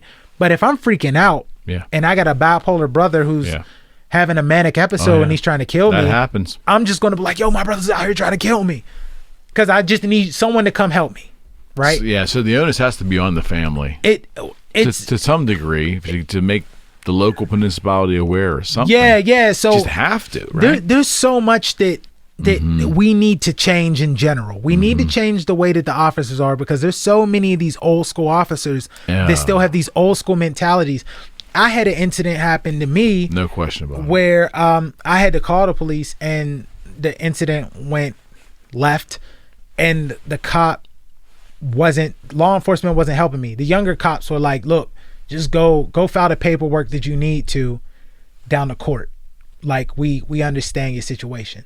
But the older cop who was in charge was like, oh, well, you know, and I've been a victim of domestic issues with women throughout my life.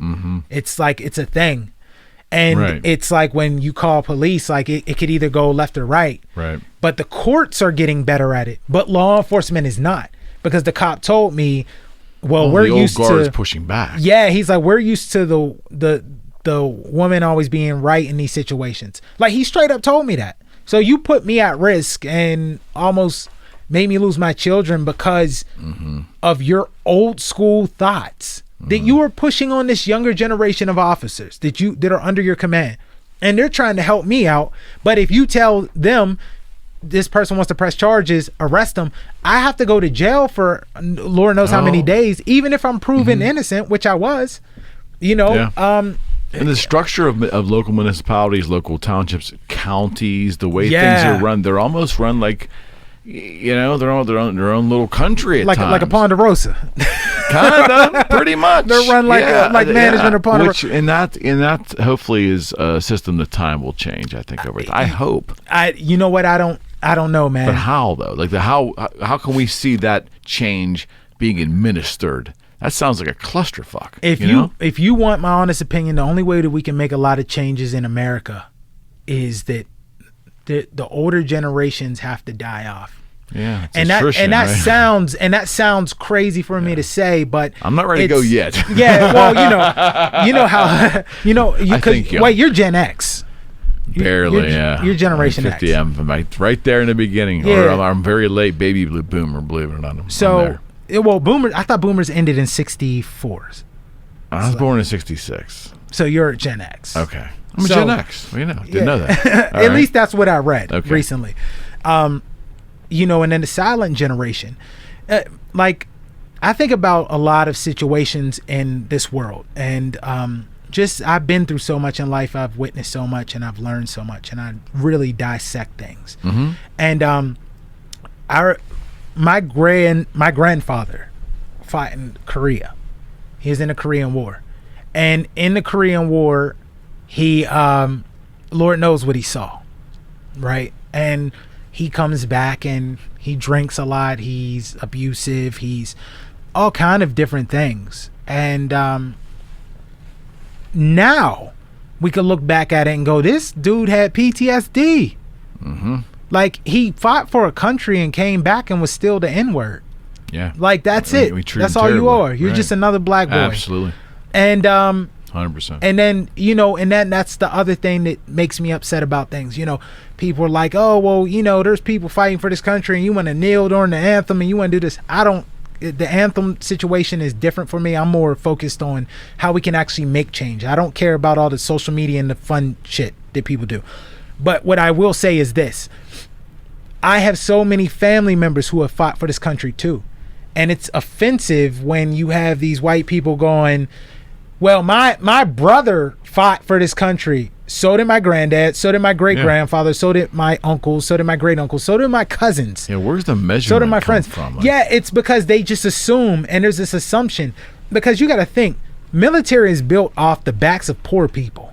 Because always has been. And it always has been. And a lot of the black people who join the military, they're at home. They got a kid on the way. Or there's a situation happening. They want to get out of the hood. They want to, all these different situations. I know of people that went to military. They couldn't afford college. Not everyone has mom and dad to be able to. Well, that's the reality of the military that most people don't want to think about. They don't want to think about it. And it's like, so, you can't say that, you can't make it like white people are the only ones fighting for this country. Exactly. There's so many people. If we're going to talk about it being a melting pot, these people are fighting for the country too. I have mad people that fight for the country. And, it's just it's a whole situation. America really needs to change because a lot of the silent generation changed. They realized as they got older, what was I fussing about? There's these old people in these old folks home together and they're all shitting in depends together of all creeds and colors, and they're realizing, what was we fussing about?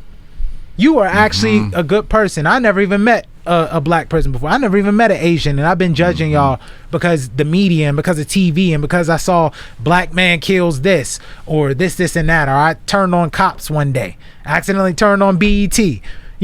People are judging off of those things. They don't have any real recollection of what people do.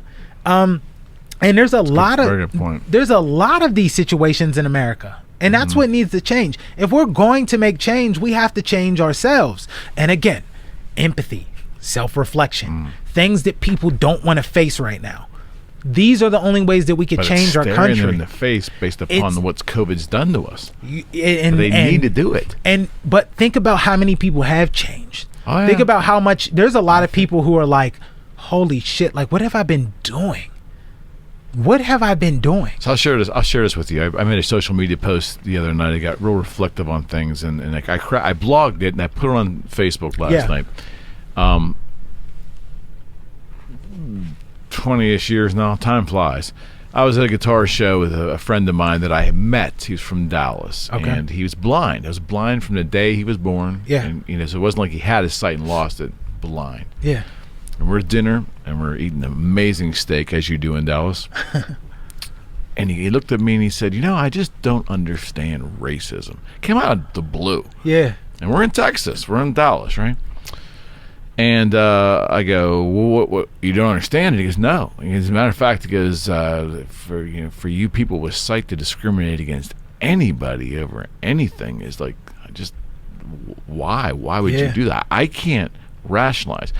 And I'm eating my steak, and I'm like, what? And after like talking to this gentleman for like 45 minutes, Terry, I remember not ordering dessert because I was so internally sick to my stomach, and then going back to my hotel room and really, I don't know if I wept or not, but I was extremely depressed. Like, I have sight. I've been gifted sight, yet I have used my sight at times to label people, put them in boxes. Yeah.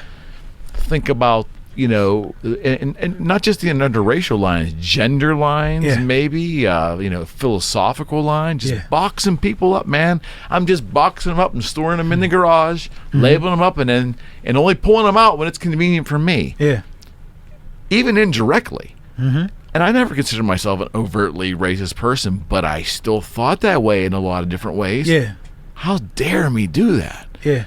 And I just had to revisit. I revisited that memory recently through 2020. Like, what, I need to make sure that I stay focused on the fact that each individual experience is unique for a reason. Yes, like, absolutely. The skin color or the gender or the disability, that's only part of the equation of that individual.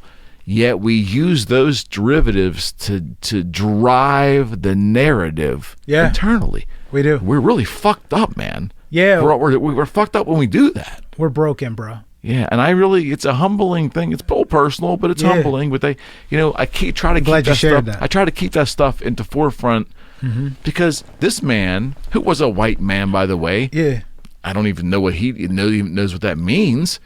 He's never seen color. He can't dream in visions. He dreams in emotions. And emotion, sound, smell. Wow, man. Other thing. You got to think about something. Sorry, I was so long-winded. That was that's not long-winded. Really, at all. really deep for me. Well, I'm glad you mentioned that because you got to think of it like this: alchemy. The whole idea of alchemy is you have to sacrifice something worth everything else, right? It has to be equal or more. That's the idea of like the alchemy when you think of it outside of just the scientific way of melting down metals, like spiritually. So you read the book The Alchemist? I know about the book. Yeah, The read Alchemist. that. Paul Corolio. A lot of people like it. I've studied alchemy in like other ways, like through, like specific alchemists and stuff. And I dig down rabbit holes a lot. And during this quarantine, I self-reflected so much and dug down and found a new version of me that is like more powerful than ever. But do tell. Oh, I will. But the alchemy part, you got to think he sacrificed his sight, even if he doesn't realize he did. So the universe said, we're going to take something away from you to give you something better. Because of that, think about how many people he may have touched with that type of conversation. Because you're reflecting on it in 2020. And I've done it many times since. And you think about that. Like he doesn't see what people hate and why. Right. All he knows is a voice, touch, smell, and if people treat him well. Exactly right. And that is why we take so much for granted. We take life for granted. We are so entitled. And the United States of America needs to grow up. And we need to change that. And it's not just about anything. Like, there are some things that I'll agree on that, even on the right-wing side, I'm like, yeah, there's some legitimacy there when they say things.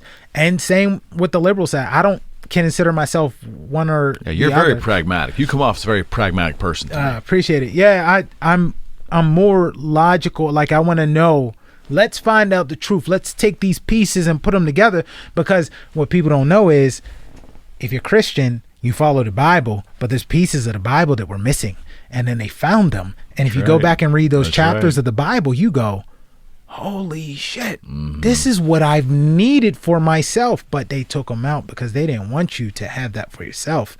They wanted to control you, to keep you coming to chase what you needed for yourself, right? So kind of ingenious. It's that spiritual idea, and that's the situation with him. Like that was like that alchemy, like that was sacrificed. We don't realize how beautiful the world around us is. We're just so caught up in the wrong things, material things that we are told that we need versus what we actually need. One of the things, we're so unsophisticated to buy into that shit, aren't we, though? Yeah, we have the power to like laugh at that. Yeah. But we don't. Because some people don't know how. Here's what I've learned, which is funny you brought up the blind dude saying that he doesn't understand that discrimination, especially like people with sight. I was at a Comic-Con, and this guy in a wheelchair comes out, right? And he's in a wheelchair, and he's wheeling himself, and he's paralyzed from the waist down, so you can tell. And he's with his buddies or whatever. And to the right, there is a blind man, and he has a dog.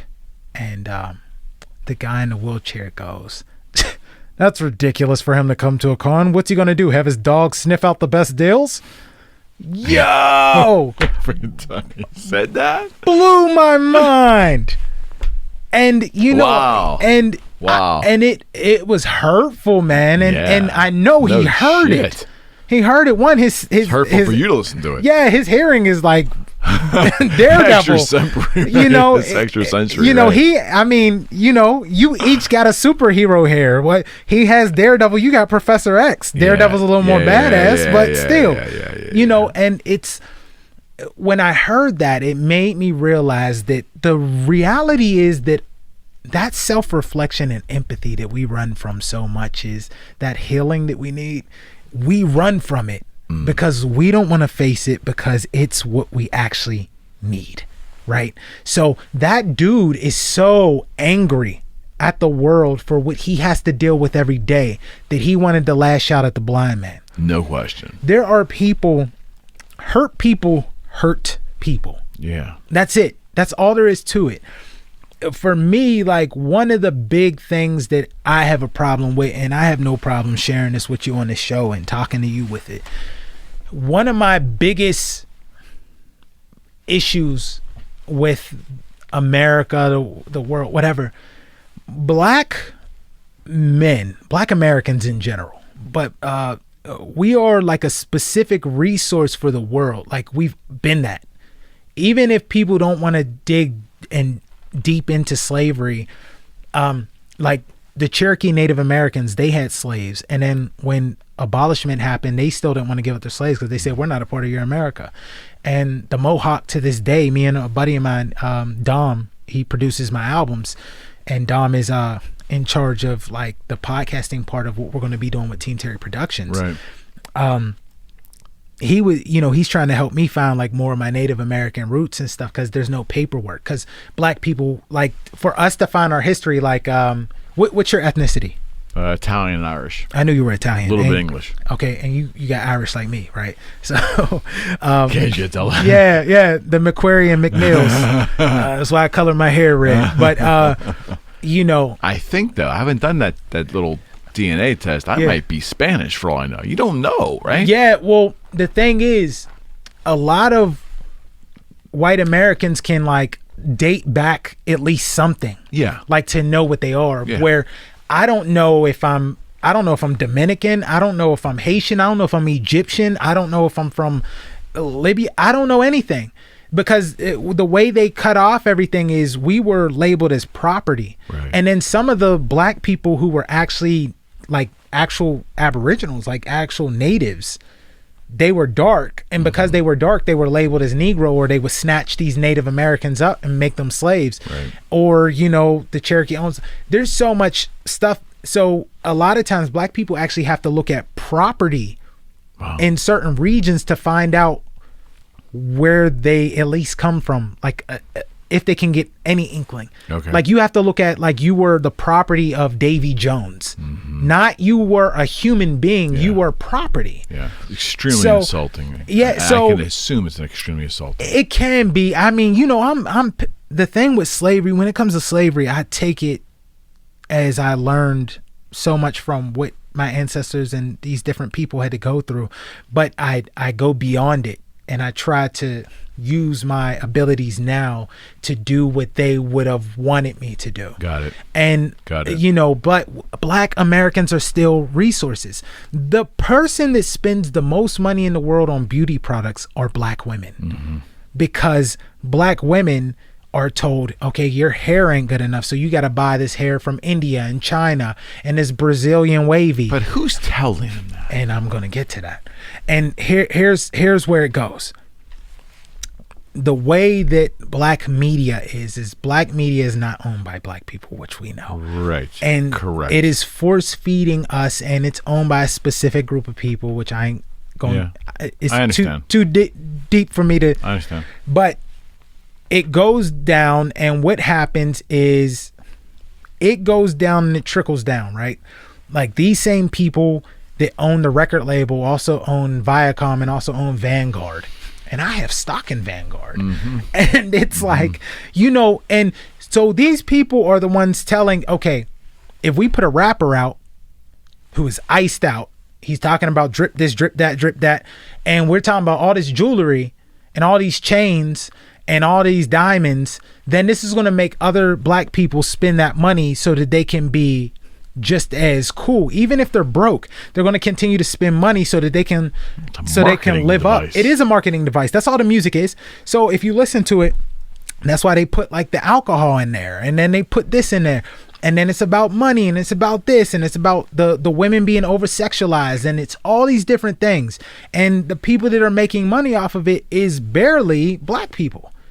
And you know, as a black man, one of the biggest issues that I've always dealt with is they try to box us in to be a specific thing that's marketable. And if in entertainment, it frustrates the hell out of me. Donald Glover recently talked about Chevy Chase, and they talked about the whole situation when he got fired. And I remember him explaining why Chevy got fired, and he was making racist jokes and saying racist stuff to Donald Glover, and everyone was like, no. Okay, what he told Donald Glover is the only reason people think you're funny is because you're black. They're scared of you. Do you know what people used to tell me when I first started comedy? All the older white comedians used to tell me, Terry, the only reason they laugh at you is because they're scared of you. You're big, you're black, and they're scared, so they laugh. They said that to you? Straight up. Multiple. That was a thing.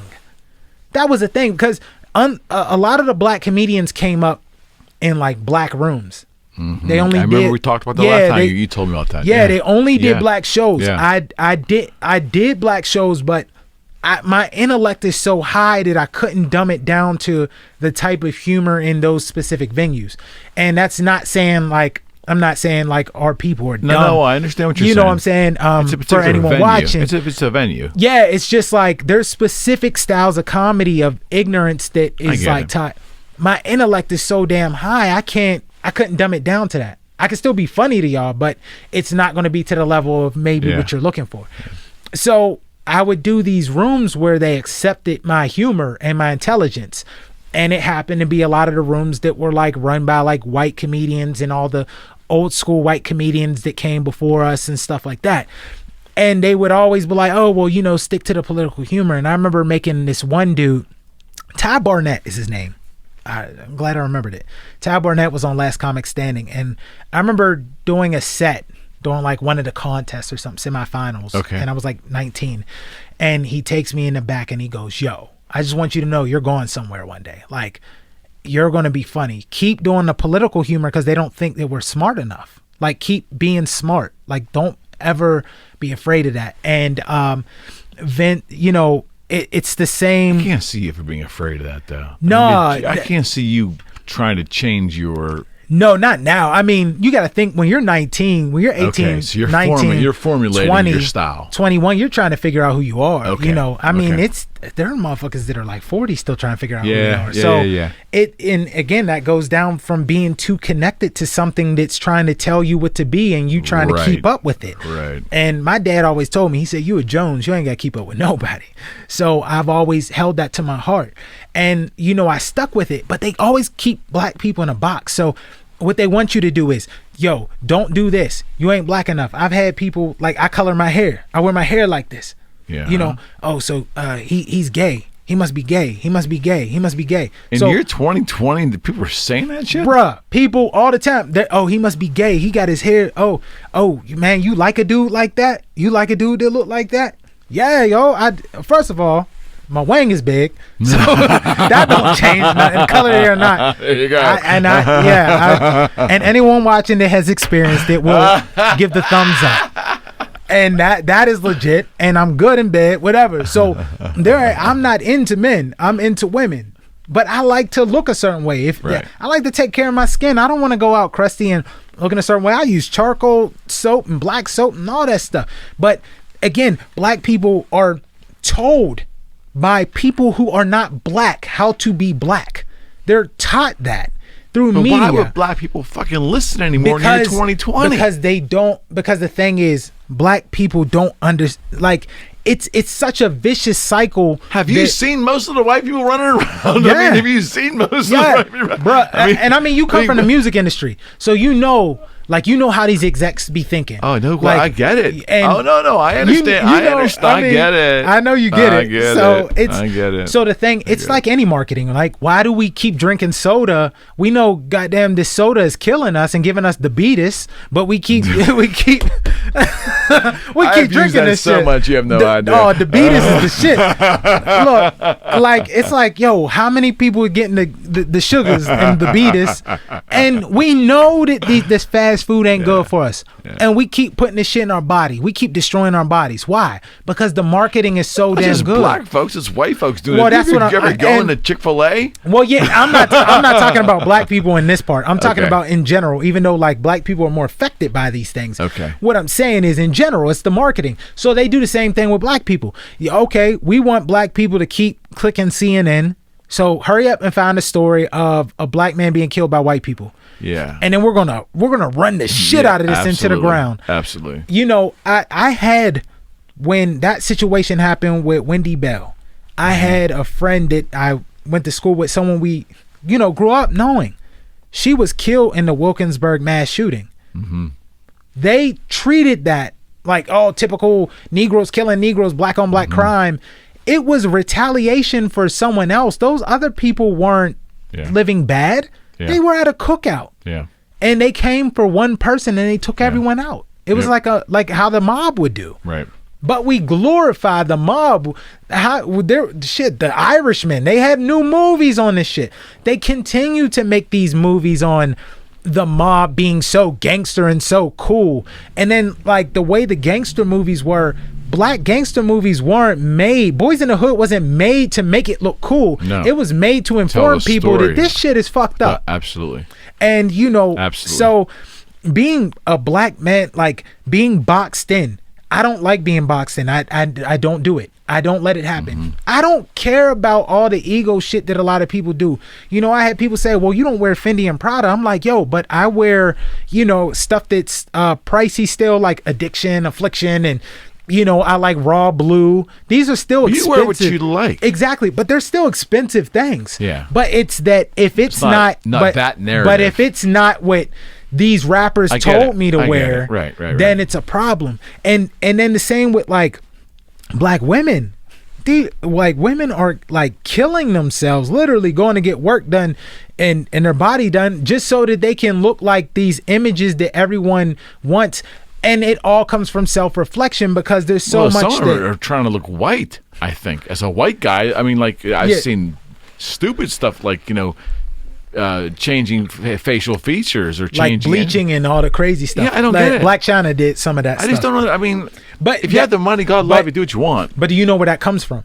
That comes from self-hate. So now I'm going to color my skin because...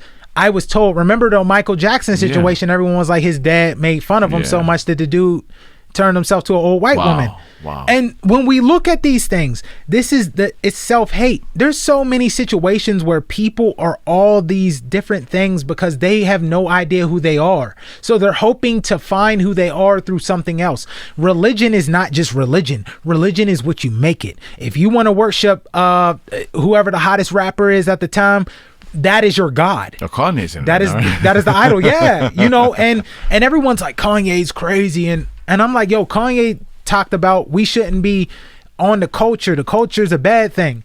He's right, because there's so much that is harming us than helping. Yeah. And there's just so much, man. I've been through so much shit in my life. Like, for example, I mentioned the domestic situations that I end up in, or I get these domestic situations in relationships. Mm-hmm.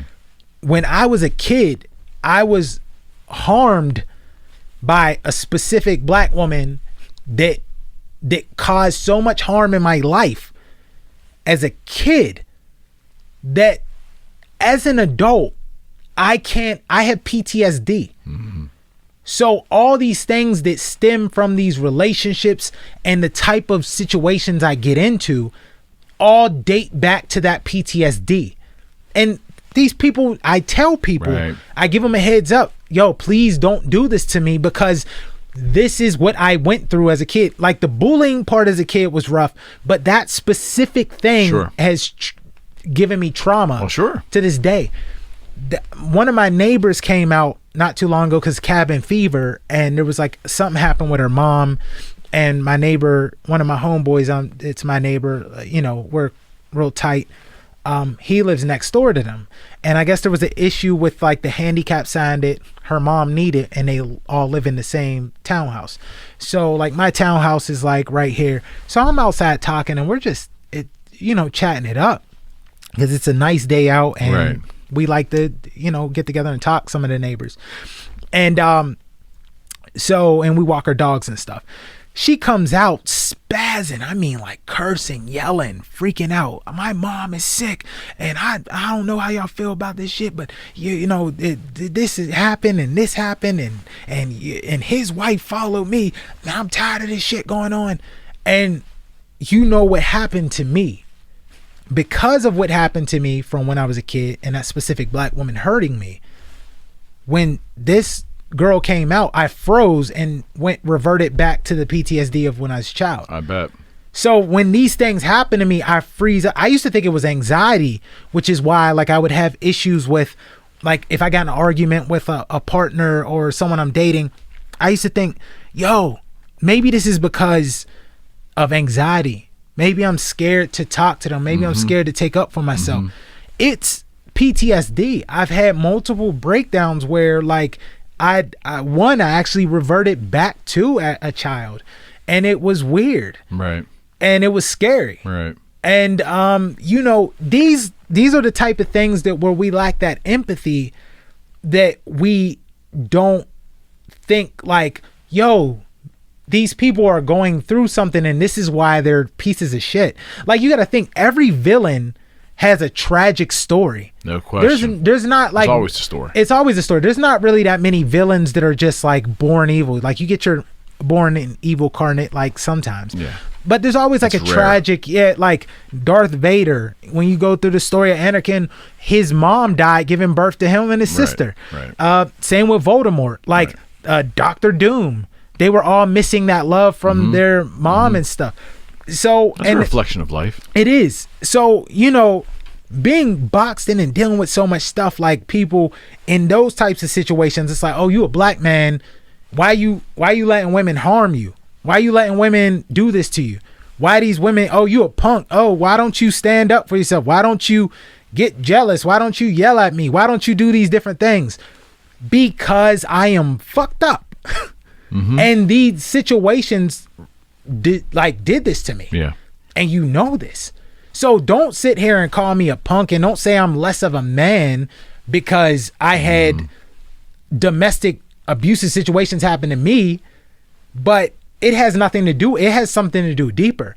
And I started realizing that, especially during this pandemic 2020, that's why I brought this up, that the self-reflection is so important for us to heal, because if you don't know what the problem is, you can't fix it. So if you have a leaky roof, if you don't know where the leak's coming from, how are you going to patch it up? Right on. If not, you're going to get mold, mildew. There's going to be all kind of different things. Now your health is going under. We are boiling frogs as human beings. We are frogs being boiled each day, and we don't take care of ourselves. And because we don't take care of ourselves, what happens? Now we're lashing out at people. Now we're destroying people. Now we're hurting ourselves. So being put in that box is such a dangerous thing, man. Like, it's like, it's the weirdest thing, like even getting into music now. I've always I love music. That's why I did music parodies, because when I was coming up, you had to be one of two types of rappers. Okay. You had to be the most gangster, drug dealing, gun busting rapper, and there was dudes lying on their mom's name that were not even thugs, and they were rapping like that. Like, yo, I'm gonna pull the Glock out on you when I see you on the block. Streets got me on the lock. Like, and they was lying like hell. I'm like, yo, I was just at your house. Both your parents live there, bro.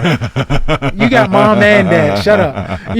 And then, or you had to be the dude who was such a wordsmith that, like an Eminem or like something. They said you was so good, but it was all you was using was big words. Like they'd be like my philosophical come with rockical, and then the knockable. And then they'd be like, oh yeah, he's positive vibes. You had to be one of those two. Now And that older generation shits on a newer generation of music, and the younger generation is dope because they're blending so many different genres. Like, I love that. Like rock. The only thing I don't like is the drug references because there's so many kids ODing, and I hate to see these kids. That is a phenomenon. Yeah, like it used to be like gun violence. Now it's back to overdosing. Like, I know. Even like black kids are overdosing too. It's just a phenomenon within the culture, and they're pushing it. They're pushing that agenda. There's no question about that. So it's like, you know, I never got into it because I knew no one would take me serious at the time. Even though there was only like, I think there's only like 3 people in the world that knew I could rap. And one of them is a friend I grew up with in Garfield. And when I lived in Alabama, when I would drive to school every morning, I would call him and freestyle. And if I wasn't like, even if it wasn't like to him or it was his voicemail, and he'd be like, yo, that's hard, you know, and I'd freestyle like for, it'd be a minute, man. Okay. It'd be like 20-30 minute freestyle. Okay. And so I started making parody music. And then like now that I'm like, yo, you know what? Life is so short, man. Like, you know, you self-reflect and you deal with things and you go like, let me take time and really, really like dig into myself and find out like that PTSD situation. I've always known, like I knew about it over the last few years, probably maybe like the last 5 years, but I didn't realize how deep it was until the pandemic. Now I'm like, oh, this is why I'm. Now, do you go talk to someone about that, or you deal with it on your own? No, I've talked to. The problem is I've talked to therapists about it, but there's never been a solution. You can get. I could tell you, Eric McKenna, working out will help you stay in shape. Yeah. If you don't do it, absolutely, then it don't matter. So I think the hardest part is trying to figure out these different things in life. How do we get enlightened? How do we get in touch with God? How do we, you know, like I have a very rare blood type, and my very rare blood type is like AB. Nah, it's the second most rare. Okay. And it's and amongst black people it's very rare. Okay. So like AB negative, anything RH negative is rare because the whole conspiracy is that the rhesus ate, and then RH negative people don't have the rhesus gene. So they're like, well, some humans may have come from, they're like close to apes, but these other people are not. They're like mutes, and everyone with that specific type of blood has like specific abilities and stuff. So I've always had like these spiritual and different abilities, but you have to dig deep to get answers. Like I had to find the missing pieces of the Bible that nobody would share with me. I had to find other pieces of religion, then I had to connect them all together, and then I had to go on this like journey of piecing together the answers, and then you find out the truth of God and how much God is inside of us just as much as the devil is inside of us. But there's people in this world that exploit the bad part of us. They want us to indulge in that. They don't want us to get so connected to the part where we don't need these other things. Right. And that's, you know, and for me as a black man, it's like a lot of people aren't used to that. They're not used to someone having this type of mentality or these ideas or this much intellect that I do. They're kind of used to like a cookie cutter idea that was a stereotype. I mean, even amongst us, my people, it's like the stereotype is because you're taught that black men have to stay in a box. You're not allowed to color your hair. You're not allowed to do this. You're not allowed to do this. You're not allowed to do this. But do white people view that much anymore? Because I think we're more like, you know, anything goes. I've never had, and that's the other thing that's upsetting. I've never had white people judge me and go, yo, why you color your hair? They go, yo, it looks nice. I like the way your hair looks. Yeah, I mean, I don't know. I like how you dress. I like you as a person. Like, I mean, outside of like the racist bullshit and everything. There's always but you know, like it's more so like I'm not judged on me being what I want to be. You know what I'm saying? Yeah. And it's but your own people will though. Yeah, it's a disease, man. It's like it's something that we need to stop. Okay. Because, and I think the pandemic kind of was helping with a lot of that, because a lot of the entertainment that is so distracting and so devastating to us, we had to come together as a people, and when we were marching the streets together and we were fighting together and we were understanding how important we are to each other. And that has been such a disconnect, and we were able to have better empathy with each other and better love, because there's just so much stuff that goes on. Like we're so toxic out here. Like even when you think of you're right. Double standards. You're right. Double standards are the most dangerous thing on the planet. And I'll tell you right now, as a black man, if I were to hit, as any man, but as a black man in specific, because the history and what goes with the stereotypes and law enforcement, if I punch a woman, my career is over. My life's over. I mean, I'm going to get they're going to point at me. They're going to judge me. People are going to say I'm trash. They're going to say all kind of bad things about me.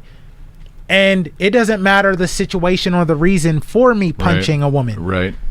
I punched her. I'm a man. I'm stronger. I shouldn't have hit her. Right. Domestic situations, there are so many men who are abused. And do you know the statistics, Eric? You know why you don't know the statistics? Because there's so many that don't say shit. That's exactly right. We know statistics. That goes to masculinity. And that does go to the masculinity, especially like in the black community. It's like you gotta be so damn tough all the time, because I would say more so in the black community. The image of like the male is really masculine. Oh yeah, it has to be like that's why I like the colored hair and all that shit. People talk shit, and I'm like, dude, I got just as many guns as you do. That's kind of changing, though, right? I can just see it out in society, athletes, musicians, right? But they get judged. Like I remember, people were calling, they were calling Odell Beckham gay, and all kind of stuff. Surprised by that. I am surprised by that. Yeah, I mean, there's a younger generation that kind of accepts it a lot more. Gay, what doesn't matter? That yet? Yeah. Well, here's another thing. Okay. The double standard and the boxing in a black man.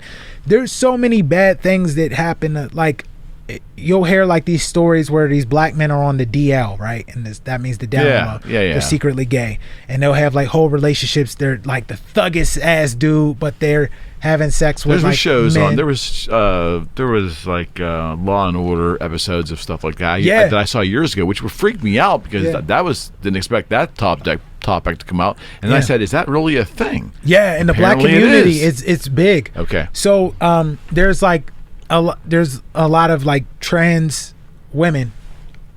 I said it right. There's a lot of trans women who they transition into women, and there's like some of them were doing like prostitution almost, or they were like letting these DL guys whatever, and they would sleep with them, and then they would put them on blast because maybe they did something wrong or they did something. Wow. So these guys are being put on blast on the internet, and then they're being destroyed. Their lives are being destroyed, and they're going through this whirlwind of pain. Yeah. And it's like our community doesn't allow black men to even explore that part of their sexuality if they are. Like they're so terrified to come out and say I'm gay. And why is that? Because it's dangerous. It's like threatening. You know what I mean? Like if they come out and say that, they're afraid of being judged. They're afraid of being harmed. Like the LGBTQ community, I think I named all the letters. I don't want to offend anyone. I'm so serious. I think you nailed it. But that community is even split within race. The black LGBTQ community is completely different than the regular LGBTQ community. And I know this because I have so many friends on the black side, like lesbians and even gay friends gay males who have experienced so much different than what the white LGBTQ community has experienced. And I've worked with so many white gays and white lesbians, and I see the difference. And it's split.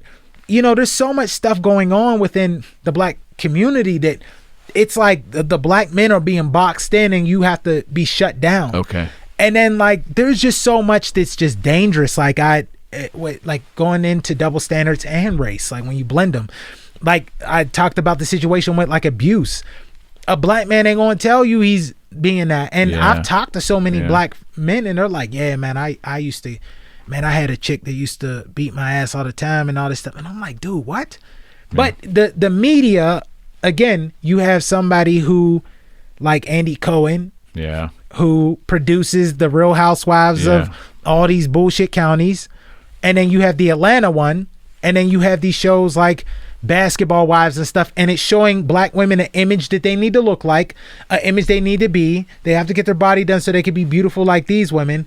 They have to have men take care of them like these women. And then they're also on the set of you're allowed to disrespect men. They're showing clips of these women fighting men on Love and Hip Hop.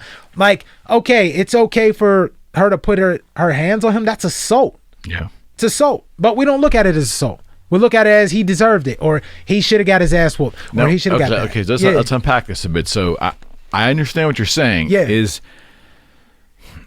You're saying within the black community, yeah, the judgments are being made, because I don't think, like, I don't know, as a white person and not watching a lot of those shows, but I would imagine that us viewing any kind of like fisticuffs, male or female back, that's just wrong, period. I don't know. I will say this. I don't know. I will say this from my experience. Mm-hmm. I have not. It exists, of course. I mean, this is the world. Everything exists. Mm-hmm. Sometimes it's just not in our face to put numbers to everything. We try to put numbers to everything, but it's I've never seen abusive like a couple that like where like a white couple where they were like abusive towards like each other. Yeah, like you don't see that on TV shows and shit. No, you don't. That's why like we barely had any TV shows with like 2-parent households. You did see sitcoms. Fatal Attraction, didn't you? Yeah. So that was a whole nother some beast. crazy white people on that was show. A whole nother beast. But like when you look at those types of shows, they're glorifying the fact that women are killing men. Yeah. Like there's that double standard. So now all these women who are watching that think it's okay to, well, if he wanna do this or he wanna play me, I'm gonna go cut him. I'm gonna go do this. I'm gonna go hurt him. Yeah. He hurt my feelings or he pissed me off, so I'm gonna throw something at him. I'm gonna do this. I'm gonna do that, and it's not okay. And think about how many people may be in those situations like myself who have PTSD. Now, what if that dude has that? Like, and now I'm at an age where I have to think of these things different. I have to think of a lot of things different because I have children. 2 little ones, yeah. So it's like, absolutely right. One, I can't let my children see this because I don't want them to think that they can go do it. Right. 2, what if because me as the man I am, I'm not going to put my hands on you. So what if me pushing you away, trying to restrain you and do all this, I slip down the steps, I break my neck. You've taken me away from my children. Right. You've put me at risk and taken me away from my children. Right. But nobody thinks about that. Right. And that double standard is so dangerous. We see this all the time. It's like when I see people putting up Black Lives Matter and talking about Black Lives Matter, and this ain't talking about like black on black crime, because that's different. Mm-hmm. Black on black crime is crime. Mm-hmm. That is driven by poverty. Mm-hmm. That's driven by not having any opportunity, and that's driven by crime. No black man has ever killed a black man because he was black. Right. Like we don't look at him and be like, oh, there's that jigaboo right there. Boom. We don't do that. Right. But it's not the motive. It's not the motive. Crime is the motive. Money is the motive. Yeah. But you have these situations where like I see people putting like Black Lives Matter, and they'll put it up, and I'm like, yo, you harm black men. How are you marching for George Floyd when you harm black men? Yeah. Whether it's through court, manipulation, mental, verbal abuse, physical abuse. Mm-hmm. I see the same thing with these black men posting Black Lives Matter. Yo, you're harming our women. Yeah. How is that? Yeah. How is that okay, bro? Yeah. You don't take care of your kids. You're harming these women. You're doing this, and I'm talking about specific people, because someone's going to watch this and say some dumb shit. But specific, they have their own issues that they do. Yeah. Oh, they're self-reflection. But if we look at that, that's what, like, I'm looking at that situation like that, like, yo, that's dangerous. Mm-hmm. We shouldn't think like that. Mm-hmm. We shouldn't, like, if you're going to say our lives matter, like, make sure it matters. Like, work on yourself. There's so many people that are hurt that come from broken homes that grew up seeing abuse. They grew up seeing their dad beat their mom or his girlfriends. Or they grew up seeing mom talk down and put her hands on dad or her boyfriends. Yeah. And then they think it's okay. They didn't come from like 2-parent households of love. And I always look at like different friends that I have, especially like, you know, a lot of my white friends who have these parents who have been together for like all these years. And then, you know, they come from like, they saw love and then they got in a relationship, and, you know, usually it's like because like that's the other thing too. Like it'll be like then they marry someone who had 2 parents and saw love, or maybe a different way.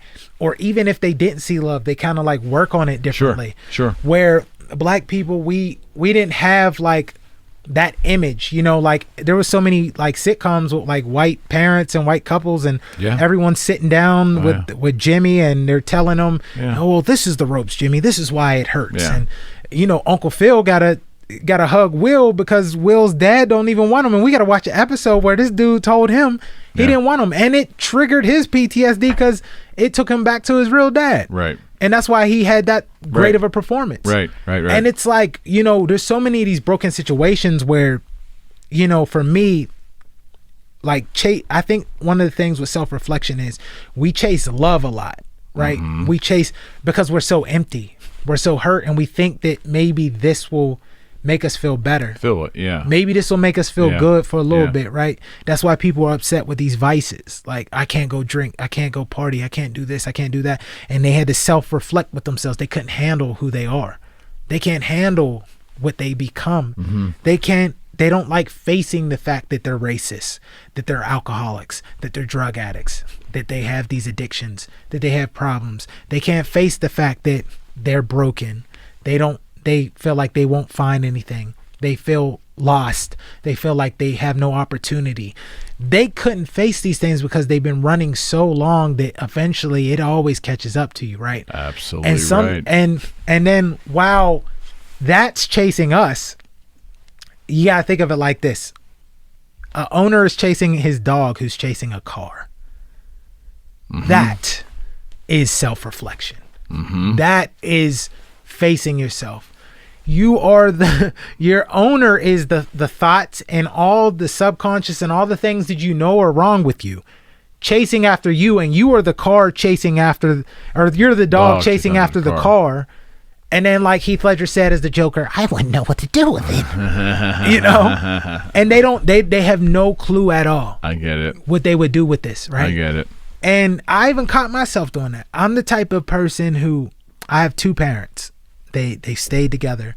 They've been together. And regardless of what I know of what they went through, you know, as you get older, you find out your parents went through shit. Isn't that amazing how that works? Yes. It is. And then you go, man, I thought mom and dad was perfect, right?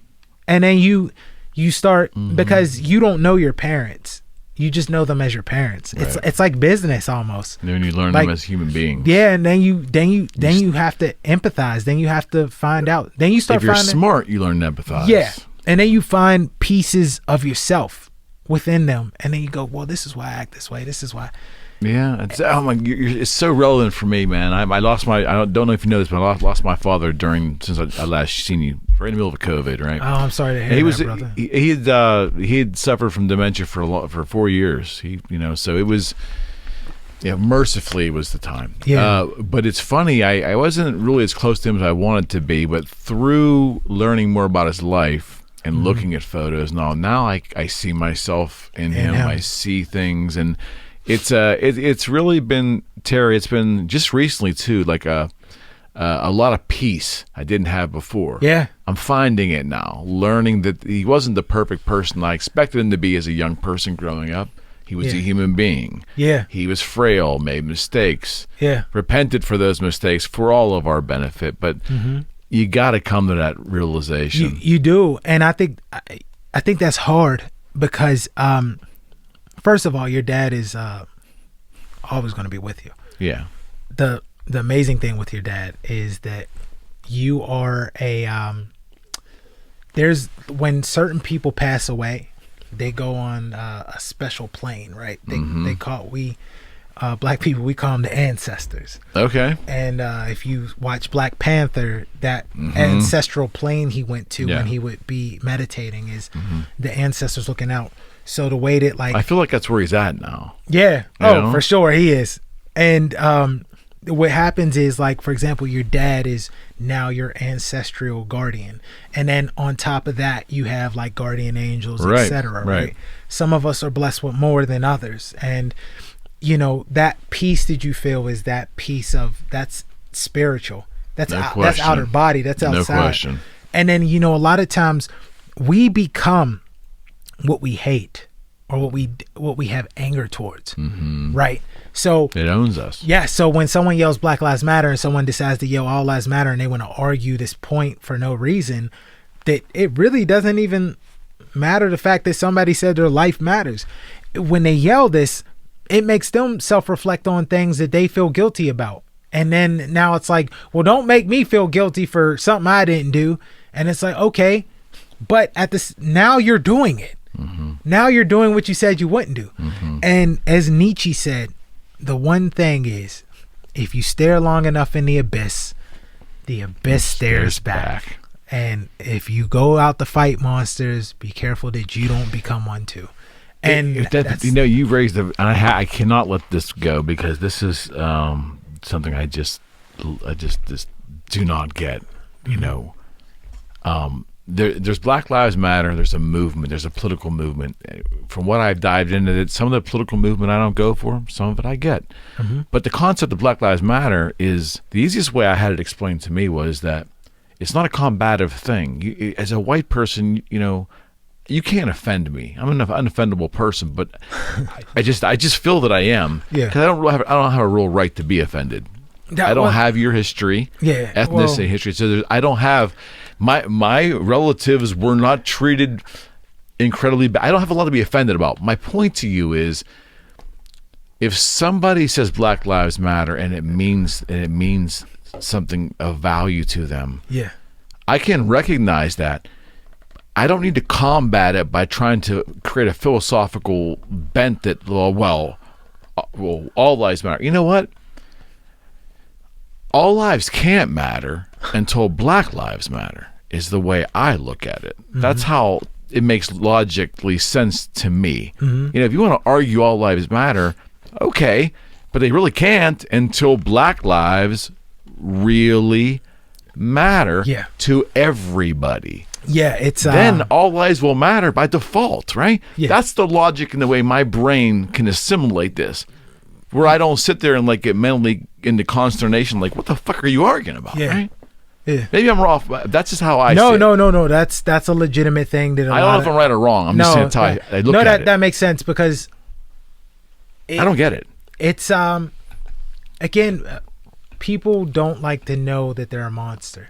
Nobody wants to be the villain in their own story, right? Okay. Nobody does. Right. Everybody wants to be, even with like protagonists and antagonists, you can have a villain be a protagonist. Certainly. Because people aren't, maybe not many people know the literary terms, but protagonist means like the main character, and the antagonist is whatever or whoever is blocking that person from their goal. So if we make Joker the protagonist, his antagonist is Batman. Right. Or, so, you know, I think that's the thing, that there's so many villains.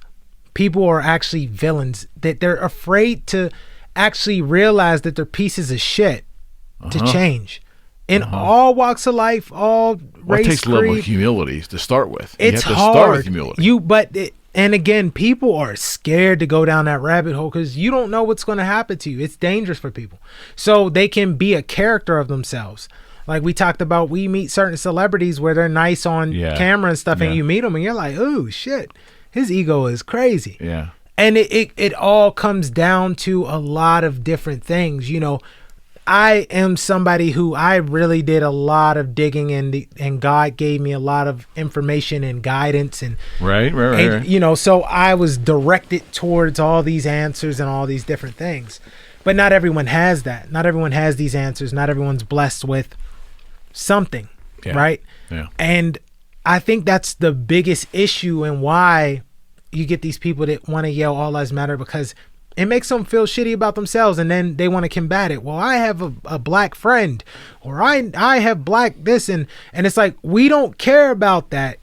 What we're telling you is have some empathy, because the sympathy and empathy are two different things. No question. And people don't actually know. Average people on the street have no idea. They're interchangeable. They don't know the definition of empathy. They're interchangeable. They think that it's sympathy. Yep. So they go, I can empathize with somebody that's a piece of shit and be like, yo, I can understand why you feel that way, but let me tell you why you feel that way. Yeah, and then absolutely. you explain it to them and they go, wow, well, I never thought that, or I never saw it like that. There's so many people that self-reflect. We're just given so much in America. But is it honest self-reflection? No, if you're not honest with yourself, it's a worthless exercise, right? Absolutely. And that's the problem. People are too tied down. They're too knocked up on all these different shows and social media, and I'm gonna tell you that you need to wear this and you have to be this way, and I'm gonna tell, and this is everywhere. Like, with black people it's a little more because our entertainment is just driven off of material things, because black people spend the most money out of, black Americans spend the most money. Like, Africans don't even like us. They don't really like black people. They look down on us. And I had this black dude in Canada, or African dude, he came to my show, and we had this real deep conversation after the show, and he was just trying to tell me why Africans don't like me, and explaining to me how powerful I am. No, it's that they look at us as the fake version of them. They look at us as no good. They look at us as whatever the media portrays us as, right? But we make so much money. The way he explained it is that we are able to walk in Babylon a different way than they can. Understood. So That's deep. So they look down on us for being able. And he said, no, you need to not just walk through Babylon, but you need to really get in Babylon. Like, he was just explaining to me, you have so much opportunity that you probably don't even realize it. And he said, I wish more black Americans knew it, how powerful they are, because when you think about it, when the NBA decided to stop playing some games, it really caused some issues. But there's not enough unity, and there's something called the Willie Lynch Papers. Okay. The Willie Lynch Papers were papers that were created by a slave owner, and I don't believe he existed, but his name was Willie Lynch. Okay. The term lynching supposedly comes from Willie Lynch. Which is the hanging of black people. So Willie Lynch made these papers, and he told people how to control slaves. This is how you're going to control your black people. Make the old hate the young, make the men hate the women, make the dark hate the light. Broke it down into different ways on how to manipulate them into hating each other. Okay.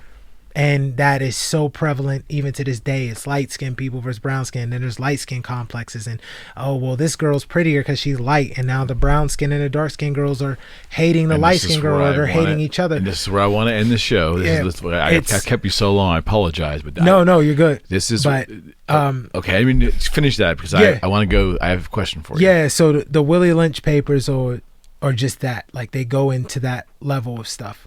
And it causes so much conflict, and it stuck with us, and the media used it, and they continue to use it. So it's like there's just, back then during the 60s, black people, we had Black Wall Street, which was in Oklahoma. Oklahoma, right. And Black Wall Street, which the Gap band is named after the three main streets from Black Wall Street. They're from Oklahoma. And that's what the GAP stands for. It stands for the name, the street start with a G, one start with A, start with P. And what happens is, when you look at that was a striving black community that was minding their business, and they learned how to strive without needing anyone. And then they were attacked, bombed, killed, dragged. Everything bad happened in that time. And my uncle's in-laws lived in Oklahoma, and they were from there, and they had all this farmland and stuff. And you look at that, And then you look at like all these situations where black people had to come together. Like Muhammad Ali was the greatest boxer, and we say it and we're legit serious. He was the greatest boxer. Anyone will tell you that. Mm-hmm. And he told you it, and he made you believe it. And he bragging if you can back it up. And he did. And I mean, this dude, even as he got older, became champion and was still able to find ways to do what his body couldn't do as an athlete. Yeah. He had to learn how to box. Yeah. And, you know, the thing is, when you look at guys like Kareem Abdul-Jabbar, Jim Brown, Muhammad Ali, all these star black athletes that dominated these predominantly white sports, dealt with so much racism, but they knew they needed each other. Black people, we knew we needed each other because we knew how much of a threat was out here. And we never had that threat. And, I mean, we always had that threat, but we knew. Then once you started having segregation and we're able to segregate with each other, you have like people still dealing with racism for years and years, even to this day. But it's still new. Like segregation was only in the 64, 63, 64. So, or 65. Like when you think of that, that's not that long ago. Mm-hmm. So people are still trying to figure out how to even fucking mingle with each other.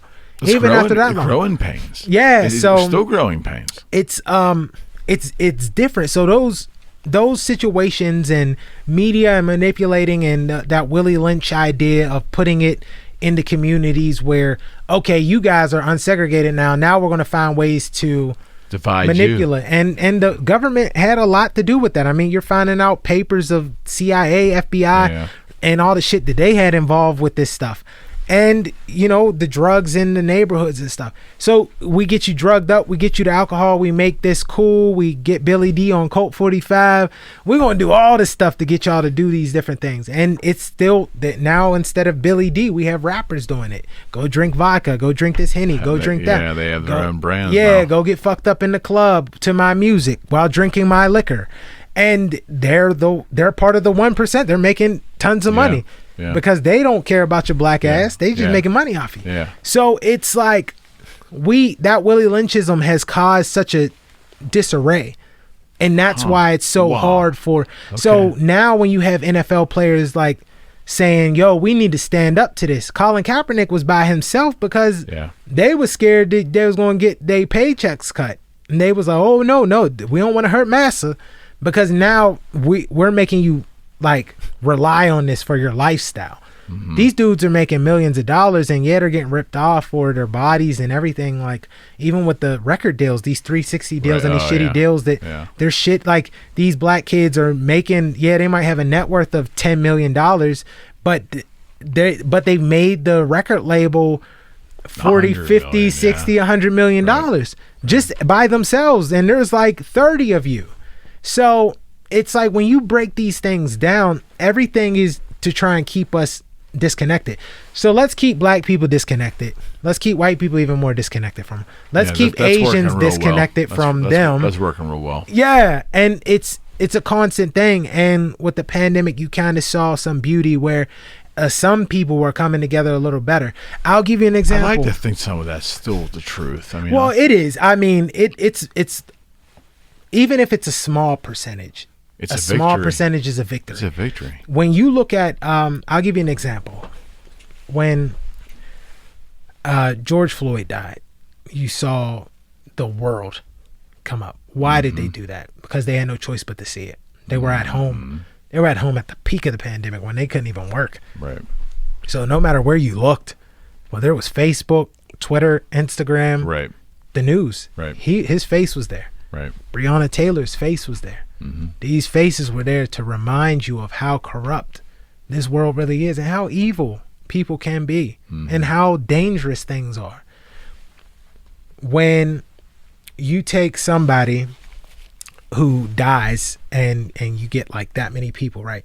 Now let's take the guy from the airline, the Chinese guy who got attacked by the airport police a few years ago, right? Mm-hmm. He got beat up really bad. He was bleeding out. And I remember posting something about it, and I was like, oh, man, he going to get paid. And then, you know, some white people was like, no, he ain't going to get paid. They're, you know, telling me what he ain't going to get paid. So I said, no, watch.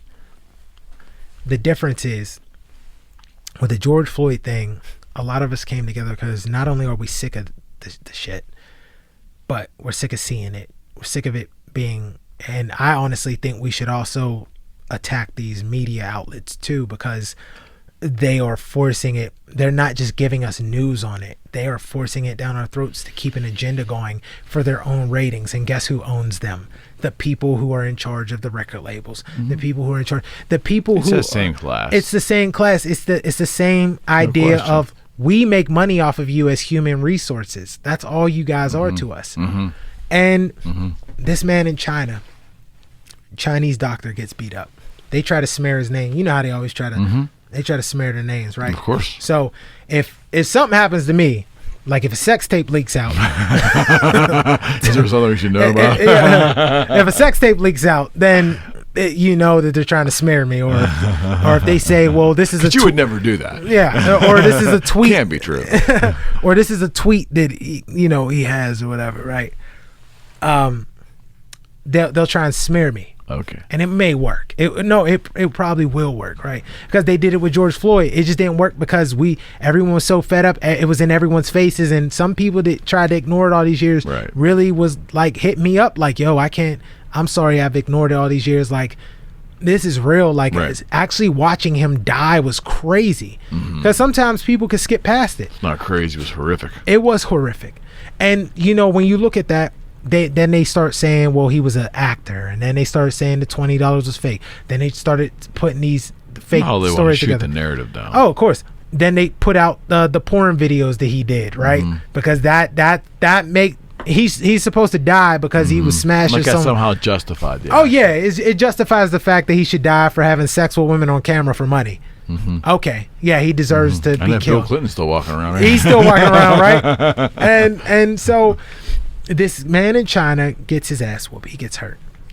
They try to smear him, and they say he was a doctor who was in trouble for malpractice. But these racist fucks looked up the wrong Dr. Yang or whatever his last name was. I want to say it was something like that. Yeah. It was like a common name within the Chinese culture. And then they got called out on it. Then the whole country of China said, we will no longer do business with U.S. Air because China Air, who makes like 70-60% of up for the company, they partnered. They said, we'll cut this money, and then their stock dropped. Then the money went. They acted in unison. And they were acting in unison. And the country came out and took up for its people and said, this is the problem. This man deserves to be paid because he was harmed because of what you did. That's what they did in unison. Now, with the black community, they tell us, the black community, that we need to unify as the black community. Okay? I think that's the problem. And that's what I'm going to get at. The unity of the black community needs to unify. And then a couple white allies like yourself, a couple other people may come to rallies, may speak on their outlets such as this, may let a black man like myself come and speak on this outlet and say whatever. Appreciate it. But there's a whole vast majority, which we saw with this election. When I saw those voting numbers, it blew my fucking mind, because you realize how many people are really in this country. Because you don't realize how many people are in this country. Like, if you get 10,000 streams on a project, you're excited, right? Then you're like, what? You mean to tell me that there was over like 500 million people went out and voted or whatever? 100, I think it was, let's see. It was like there was what, 75, 72 million. So it's 150 million people. Yeah. And we're only 350 total, including kids. Yeah. And we're not even adding up like certain numbers. So when you think of that number, the country of China took up for a man who moved to America as a doctor, who was mistreated by the United States of America. People are being harmed and mistreated in their own country of the United States of America. Exactly. And they are being shitted on for wanting to think a certain way, for wanting to be a certain way, right? our country is not fighting for those people the same way that China fought for him. The same way that other countries fight for their people. Because we don't consider the other side in this country an American.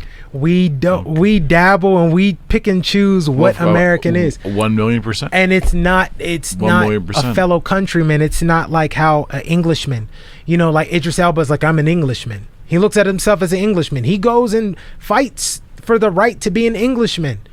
He's proud of being an Englishman. He's done a lot for England. And at this point right now in our history, we are more susceptible to foreign invasion. We're more susceptible. I don't even want to think about, hypothetically, if we were invaded right now. Yeah.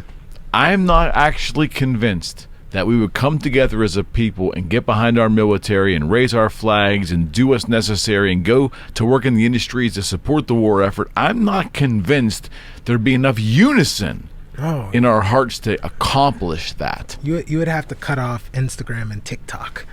I guess. If you don't cut off the social media, then you're not going to get unison. And that's the thing, man. It's shameful. It is. I think that what we need to do is we need to come together as people better.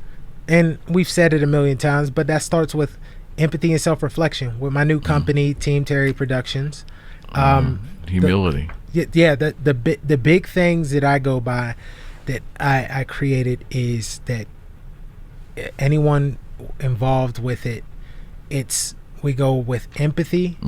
Compassion is another thing missing. Empathy, compassion, accountability, and growth. That's all I ask for out of people that work with me. If you can't do any of those things in that order, then there's a problem. We can't work together. Yeah. You need to take that time and empathize, and you need to have compassion. You need to have accountability for your own actions. Okay. Because if you don't, then you lack empathy and compassion. No doubt. And you have to have that growth. If you don't grow, you are stagnant. So, that's the motto of Team Terry Productions. And that's, my goal is, like, for me, when I went on that hiatus, it was a lot of self-reflection. I was dealing with, like, a lot of stuff, personal life, and then my uncle passed and stuff. Right. And like I said, we're the dog chasing the car while the owner's chasing us, and the owner caught me and was like, "That's a car. What are you doing?" And me and the owner, we walked back to the house, and I got in trouble, and then I got treats later. And that's life. My goal is, like, a lot of times we're told what love is. So we run from the self-reflection. We run from empathy. Yeah. We run from compassion. We run from growth, because love has been told. We have been taught that love is this unconditional thing that comes from one other person, right? It comes from another person. You have to get that, you're not going to have that self-love. You need them to tell you you're beautiful. You need them to tell you you're great. You need them to tell you you're lovely. And in reality, you need to live in love for each other. The best couples are the couples that love each other and they live for each other. Not one relying on the other, not one doing this. And then, again, some people get the car before the owner gets them, and they don't know what to do with it. 100%. They've never experienced love. So we empathize with them, but it doesn't mean that we have to put ourselves in bad situations. 100%. Like, okay, you were never taught love, so you don't even know what it is. You don't know how it exists. You don't even know how to handle it. Yeah. You have it, but you don't even know how to handle this love. Yeah. It's scary to you. So you're like, what is this? Right. Before I forget, before we close, I want to get this out and ask you this question before we split. Yeah. Is it a stereotype, and is it something that really is not true? A stereotype that's been proliferated that really is not valid, or is there truth to it? And if so, why? And the question is, do African American women either do not care for white women or do not approve of African American men dating white women? Is that a thing in the community? Is that a thing in community, or is that more of a stereotype created by media and TV shows and so forth? I think, media pushes any agenda, right? Because it has the voice. Correct. So it pushes it. I mean, it is a thing, but it's a weird thing, man. That goes back to the Willie Lynchism. Like, okay. I know a lot of black women when who... you brought that up, I thought... Yeah, I know a lot of black women who are okay with dating white men and white boy this, and they'll put... a lot of times, even black men will do it. They'll put, like, white men on this pedestal because it's like, we've been taught that white is right. Like, white is right. White is right. And even in 2020, nonsense people is still there. But the thing, I don't get that, man. But it's a lot. It's getting better to my extent. But people. So the thing is, like, you'll see like black women who are okay to date white men and do whatever the hell they want to do. Yeah. And they'll like bash black men, and then if a black man's dating a white woman, like, he's getting bashed, and they're mad at that woman. So shit does happen. Then. It does happen. It's legit. And then then there's these black men who are insecure and they talk bad about black women because of whatever deep down hurt in their life. So then they feel like, so it's like a lot of times people aren't even doing things because they should be doing them as a person for themselves or for love or life. You know what I mean? A lot of people are doing these things because of their own insecurities and reasons. Like, they'll say, I only date white women because black women do X, Y, and Z. Or I like white men more because white men do X, Y, and Z. And it's back to Willie Lynchism. It's all that. And, that's the thing, man. I have 2 little girls, and when I was talking about the love thing, love is important. And sometimes we try and search for love the wrong way. So, like, sometimes in those situations, I know interracial couples who are just happy. They've been happy for years. Yeah. And then I know some where it's like a game for them. It's just a thing. Like, they're tools to each other. And I can probably see that. Yeah, it's like they're tools. It's like a way of saying, like, I got a black woman or I get a white man. Huh? It's a shallow thing. But again, they're chasing after some people. Some people are chasing after image and love that they don't have within themselves. And like, for me, like, the most unconditional love that I can have on this planet, outside of like your parents, when you cut your parents out of the equation, that when you do have love from them, it's my daughters. Like, my kids have always, they're the, I feel that, man. Yeah, they're the love 100%. That, like, I've always needed to help me find my own self-love. And that's why now I'm at this place where, like, I do whatever I want, how I want, and who I am. And I have to live by that, and I have to show my kids that. Be yourself. Be great. Be loved. And my uncle, who passed away, rest in peace to him, my Uncle Johnny, he said, always be yourself. I love you for it. And because I do, the world will. Right on. So I stick with that. And, that's the image I want to show, not just my kids, but I want to show these other people. I want to show the world that we can do more than just whatever. Yeah. I plan on being a multi-millionaire and hopefully maybe a billionaire. Yeah, I appreciate it. I plan on doing that. I plan on being the black Jeff Bezos and all that fun stuff. I plan on having these big business ideas and but I can also see you doing amazing philanthropic things because the way you're just wired. No, I appreciate that, man. Yeah, that's my goal, man. I was put on this planet for a mission, and my number one mission is to take care of my kids. That's I know that's what God put me here for. He that was my mission, was to be here. Yeah, almost like the Terminator, take care of John Connor. And sometimes we look at that like our parents went through shit so that we didn't have to. So God bless that we them, could be great. I mean, hopefully we do the same for ours too. And that's the thing. Think about it. The Eric McKenna project, like this show, the whole idea of being on with this is setting up something where you may be able to set up something for your kids if they decide, you know what, Dad, what you do is cool. I want to get involved.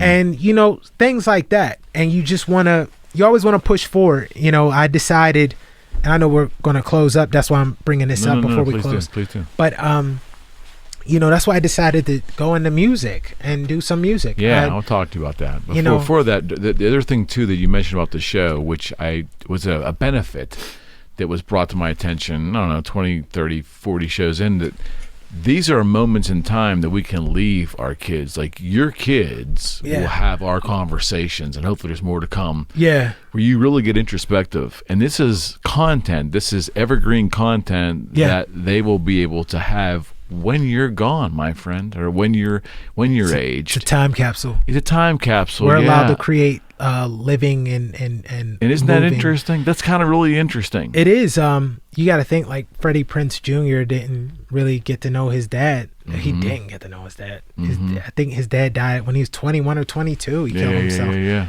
So, like if you think about like Freddie Prinze in situations like that, you know, he had his connection was his dad's comedy. And for Maya Rudolph with Minnie Riperton as her she died of cancer. Good point. Her reflection is through that music. Good and point. That kind of helps. I mean, I guess it helps. That probably helps fill some void, like being connected. So I think so. I always look at it like that too. Yeah, it is.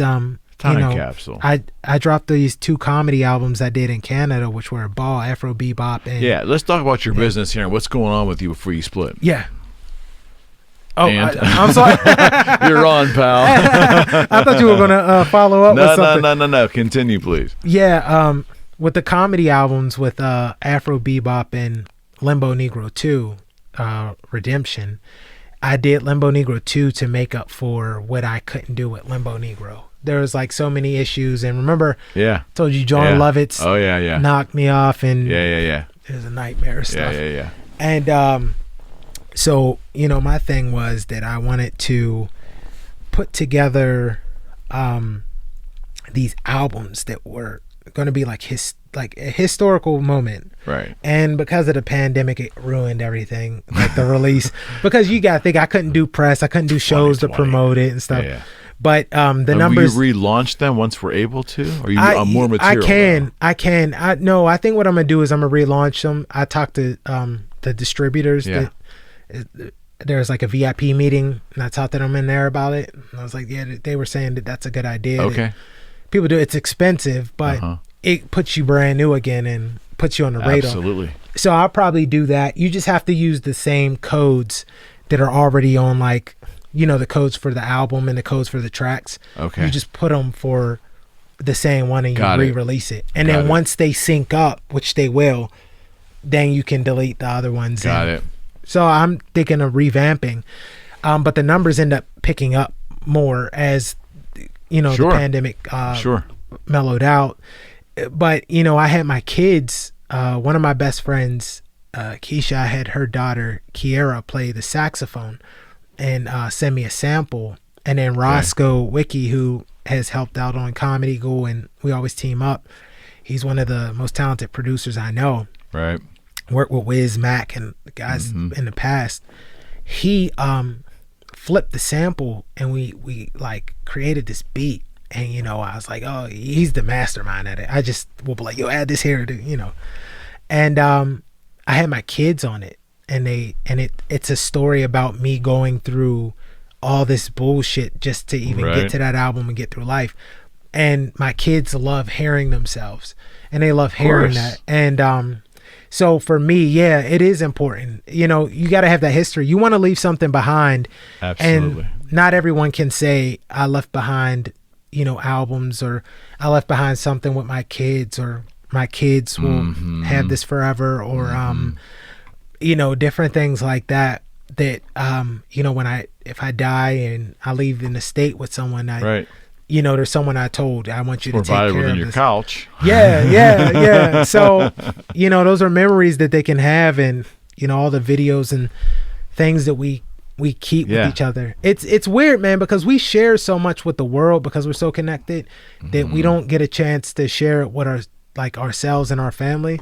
And taking my hiatus from social media, as far as like I've been back on just to post, and because I'm launching the business and let people know stuff, and like I go in and I get out. Like if somebody pops up and I see them, let's say like you pop up while I'm on there, then I'll interact. But other than that, I just keep the mystique with this new change I have in my life. Good for you. So like sometimes we pull back, the better off, the more demand, right? Yeah, because it's like, you know, I don't want to be on there like feeding people's ego. Like, you know, I'm liking your pictures because your ass is out. I'm liking your pictures because, you know, I'm a fan of yours and I'm liking your pictures. And we do this as people, and we like, and all we're doing is fueling. Habit almost. Yeah, we're fueling their ego. It becomes a reflex. So rather than feed people's ego, I just do what I have to do. And you know, sharing a lot as an entertainer, it's hard because, you know, I've shared so much about my kids and my life, my relationships and stuff. We're very open. You're very revealing. Yeah. It's genuine. And that's why I love talking with you. I appreciate it. There's like perks and, you know, there's gifts and curses to that. And the curse is that sometimes when you're so connected, when you're dealing with something, like when I went on hiatus, my phone was blowing up. Yeah, I bet. And I understand people were concerned. I tried to reach a couple of times too, just to schedule stuff, and you weren't ready. I knew you weren't ready. Yeah. It was, I had so many people hit me up when I took the hiatus, and they're like, yo, and people were freaking out. They were like, is he alive? And then I know people genuinely love me and they care about me. They love like how I'm philosophical, how I like say touching things, how I make them laugh, how I share my life with my kids and stuff. But it's like you share so much that when you need your moment, everyone feels entitled to having your moment. You get what I mean? Yeah. And it's the same with like these celebrities. When you look at like Britney Spears when she shaved her head, when I look at it now as an adult, I feel so bad for her. You get it. You know, because you're like, man, I can see why she shaved her head. But at the same time, you understand like she was going through some shit. And we didn't empathize with her or have compassion because she's Britney, and we just wanted what we demanded. Right. So, you know, for me, these comedy albums, being able to drop them in 2020 and my kids being able to hear that, and Frizzy hopping on the track. Oh, I heard it all, but that intro is like one of the best. And I would agree. You know, I would agree. It's such a historical thing for me, and there's a lot of history within that. And even for my kids, like to get my kids on a track with him, you know, they're on the track with their dad and Frizzy. It is a time. So things you need to do. Yeah, and I felt like the albums were like a time capsule of like what was going on and what's been. And I was able to go, I had to go to Canada to do it because like the ideas of me talking about America and my views, they laugh more because they're like, you know, they're outside looking in and they're like, yeah, you guys are some idiots. America's hat's getting the last laugh here. Oh yeah. It's always, so, you know, I even gave Justin Trudeau some trouble for blackface. So, you know, and then, you know, even 2020 has been a beautiful experience for me. And I'm happy, like that's why I'm happy to do the show in December. Like I was excited to come on here and you know, drop the song with Frizzy, and you know, the way that No Justice, No Peace, and it became a big song. Like a lot of people TikToked it, they used it for like rallies and stuff. And his time's coming. He's right there. Oh, he's right there, man. You know what? I have a list of unicorn rappers, and I told him the other day he's on it. And to be on the unicorn list is big, and the unicorn list is like guys like Eminem, Andre 3000, Lupe Fiasco, guys that are so good at Royce the 5'9", guys that are so good at like how they rap and manipulate like those. Lil Wayne, Frizzy's on that list, and there's probably only like maybe 20, 25 unicorns in all of hip hop ever. So, you know, it was patience great. Thing. It's a patience thing. He's learning it. Oh yeah, you know, it was great. We all were learning it. It was great to be on that song with him. Him and Roscoe. Roscoe created the beat in the song, and there's a video vignette of that being produced. Yeah, I've seen it. Yeah, it was the that one was the rally in New York with like the riots and stuff going on, the protests. Yep. And Roscoe made, and I tagged Frizzy and I said, yo, you gotta be on this, like this is dope. He said, oh yeah, I got stuff to say. And then, you know, Roscoe's like, oh, he's like, yo, thank you, I've always wanted to record with Frizzy. And I'm like dude, I just wanted y'all to work together, because there's certain people that like when I like my people, I like them to mesh together, and I want them to be like together, you know what I'm saying? Of course. And so when we got on there, and I was like, well, just let me be a part of it. And originally it wasn't like rap, they wanted me to like just talk or say something. I said, no, man, I got some bars. I got something to say. And they're like, like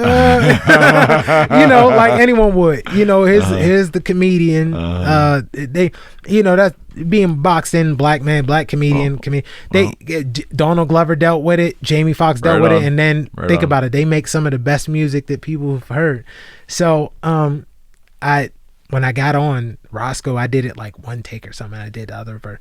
He's like, yo, good job. Like that was actually then that made you feel good. Oh, it did, man. And then David Allen, he's a fashion designer. He was just on the show last week. Really? He's coming on Friday. Him and Rocco Koza, my attorney friends, come on. Yeah. Tell David Terry Jones said what's up. I will do that. I need to get you guys on the show. Yeah, I love David. I told him when I could afford his suits, I'm gonna. Did you see the hoodie line coming out? Yeah, he's got a sports line coming out too. When I logged on and I let him know, he's like, man, I didn't think you were on social media anymore. I didn't even know you knew David. Yeah, and I met him through Frizzy. Right on. At the studio, and he hit me up and was like, yo, your voice was smooth on this song. Like it was actually good to listen to. And then a couple other, I was shocked. I was like, man, I was scared. Like people were like, yo, this dude's trash. This is a new venue for you. Yeah, it was different. So I was like, yo, it's time to actually do it. Like, why not do it on the bucket list, Good for you, man. And a lot of times that being in a box, they're like, oh, another black man wants to be a black rapper. And it's like that's not the case. Like, it's something I've always done. And a lot of people have been like, yeah, you've been doing music for years. And a lot of friends that are involved in music were like, yo, you need to just go ahead and do it. Like we could tell that you have the talent, just try it. And I was like, no, how do I say that? So we put out our first single off the EP. Me and Roscoe Wiki are putting out an EP called Kojima. And it's Terry Jones x Roscoe Wiki. And the first single is called Roomful. Okay. It's out now. You can stream it. When did it come out? December 4th. Okay. This past Friday. Okay. Yeah, it just came out. Roomful. And it's everywhere. Spotify. It's on everything. Tidal, Apple, Spotify, Google. TikTok. You can make a TikTok challenge. We're trying to get people to do a roomful challenge. Roomful. Like a room full of people. Right and on. The song is, I came up with that concept because it was just dealing with like relationships and women. Right on. And that's what the song is about. And I think it's kind of liberating in a way because it's like you have Roscoe does the beat. He was like, let's get, and then I got two other people on it, and then I do the hook. Right on. And the whole point is like you get to hear these different point of views of like these black men telling their stories of like how they're hurt. But it's a dope beat. It's a dope song. It's a really catchy song. And we're talking about how we're hurt, but we're talking about in a way like how we try to use distraction. Okay. Too. Like you'll get. Okay. Like I don't want to dig too deep because the distraction can be anything for anyone. Right. I want to see what I interpret. Yeah, I want people to do that. I don't want to give them an answer. All right. But for me, like for myself, it touched, and then I go in the studio with Roscoe, the Rap Cave, which is like if you want to record music, go to the Rap Cave. It's the best place. It's in Bloomfield by Caliente. Yeah. And that's where Frizzy did Afro Bebop for me. Right. And so, and again, Roscoe did the No Justice No Peace beat. Yeah. So we have this history of we're working together and like right. So we do this, and I go in there, and Roscoe's working on this beat, and then he goes, yo, that's actually a good hook. This will actually go with this. And I came with different concepts. We have other music coming out too that we've been recording. That's cool. It's exciting. So yeah, we it's been getting a lot of play, a lot of positive feedback. Okay. And then just wanted to shout these guys out. Mace Mayce, Mayce, if you want to look him up, Spotify, Apple Music, anything. Tidal. He's such an amazing MC, and he just so happens to be the son of Mike Tomlin. Oh yeah. The name didn't register. I talked to Frizzy about him. Yeah, it's Coach Tomlin's son. Yeah, and Frizzy did the black, gold in it. Got a gold in it. Yeah. Mace produced the beat. You're right on. Mace is one of the most talented producers and most talented rappers out right now. Right on. And I just hope that people continue to support him, and they don't give him pushback, because you're the coach's dad. Yeah. Give this dude the mad support. He let his talent stand alone. Yes, he texted me and he said he has another EP coming out. This dude drops mixtapes and EPs like Lil Wayne in 2008. Like, it's crazy how hard this kid works. Okay. So I asked him to be on the song, and he hit me up the next day. I said, hey, did you get my email? He goes, oh man, my bad, I was already writing a verse. And like that's how fast this kid works, and he's so good. And then the other artist is Savvy, and he's been on Lyrical Lemonade, which is a big platform for hip-hop right now. Yep. Got it propelled Juice WRLD and guys like that. Right. Savvy is in Nashville, Tennessee. His dad was my OG in Alabama.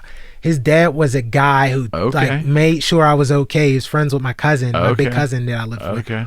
And he would like take me around the city. All right. Make sure I was like good. We worked together. We would clean offices together and stuff. Right. And I knew that kid when he was like 6. And now he's like blowing up and becoming like nuts. He's going to be a huge rap star. That's nuts. Music star. I mean, he could do melodic. He could do regular hip hop. Like, he could do it all. Right on. So I hit him up to be on it, and I said, we got these 2 hot young dudes on this track. And Roscoe was like, look, I don't even need to do a verse. Let's just and room for if you get a chance. Yeah, and Roscoe Wiki has a project out, Chicken and Waffles. Mace has a ton of projects out. Savvy just dropped a single called Zoom. Okay. And it was, again, featured on Lyrical Lemonade and all these different things. So, it's fun to be able to go into that area. Sounds like you're excited. Oh, I'm very excited, man. You know how another venue, another artery, right? Yeah, you know what? I'm one of those guys that I had to actually realize it. And a lot of people try to hold me back because they know how good I can be at something. They know how talented I am. So they try to hold me back for their own gain, right? Mm-hmm. So some people don't want me to succeed. And it took a while to really understand it. Like, people would tell me that. Yeah. They'd have to explain it. People close to me that I love, they'd be like, yo, so-and-so is using you. You need to chill. That person's been using you. They using. And I'd be like, no, because I see the good in everybody, right? I empathize too much sometimes. Yeah. And I see that potential. So I'm like, no, I know who they really should be versus who they actually are. Got it. And because of that, you can get burned. No doubt. So for me, being blocked out, like, oh, you don't do that because that don't make sense. You shouldn't do music. I just had to, like I said, this self-reflection really helped me understand, yo, people are going to hate you for less. Go do what you want to do with your life. What's Be the happy. consequences of doing it? There's nothing. Doesn't work out, you move on to something else. Yeah, and it's like a lot of people are scared because they're embarrassed, and I'm like, look, I've been embarrassed way worse than this. Man. I tell jokes, right? Embarrassed, right? So I already know the rhythm. I'm a music nerd. I dissect music. I love it. Right. Like no other, and because of like that intellect and stuff, I knew there's not really anything that I can't do if I don't want to do it. It's just a matter of time, which is undefeated. We don't have a lot decision. of it. And decisions don't. I don't think decisions scare me as much as time. Okay. It's just like making the time to do it. Like I could be Jeff Bezos. I could be Donald Glover. I could, I could be anything. But it's just a matter of actually believing it and doing it. Right. And what I learned by cutting off social media too for myself, and I call it a detox because we don't realize it is a drug. What I realized is by cutting that off, I had more confidence because I wasn't taking on everyone's energy. No doubt. Because even when you don't think you are, you're taking it. Yeah. And so that helped me a lot with this. And I was like, yo, just go do it. Go be yourself. Go have fun. And when I tell people business ideas or I tell people what I want to do, you might get that, but I've learned to ignore the You have to. I've learned to just, go ahead and do it. Because then, I have people hit me up about this song that are like music fanatics, and they would go in and be like, yo, you're trash. And they were like, dude, this is original. This is a really good song. So, I even have it on my own playlist. Right on. So, right on. I can't wait to put out Kojima and go this route. Guys before me have done it. Do it. And I mean, why not? Yeah. So it's, and there's a couple songs I want to do that are like alternative style and grunge. Like I want to do like Let's and hear blend it with like hip hop, and I Let's want hear to it, do it man. because I think the cool thing about the new generation of rappers are you're seeing these guys who are blending, like I said, these love genres. that. And It's a time. It's a method whose time has come. yes, and it's great to see these kids be able to do it.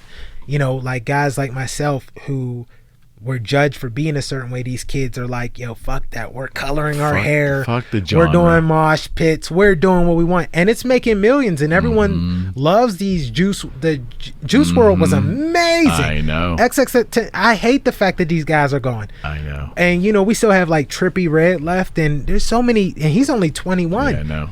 So You're very young. we have to like rock is such a good genre, and to see like these kids not be afraid of it, it's inspiring. So Well, that's what's going to make rock survive, I think, because pure heavy metal is just that demographic.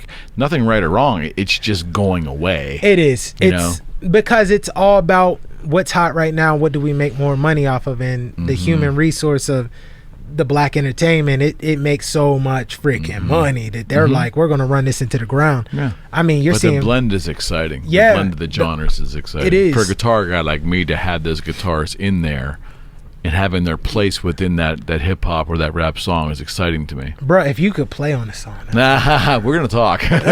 please do. So Terry, I can't thank you enough. I want to thank you for the friendship, by the way, Yeah. and also believing in this little show a year ago when we were just fledgling and starting, and we've got our sea legs now.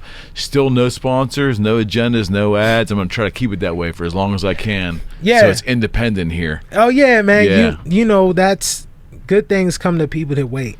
And again, I can't tell you enough. I might be opposite of most people. I've fallen in love with this year. This is like the year that I've loved more than in a long time. There's only been like, you know, a couple years. Yeah, For but whatever you reason, it's made like it that decades. way, Yeah. You know? And I kind of think for me in my life, I tried to do the same damn thing. So Yeah, and I think I love that you beat to your own drum. I love this Thank show. you. I love Thank this you. setup. I love this studio. I love the cameras. I love this microphone.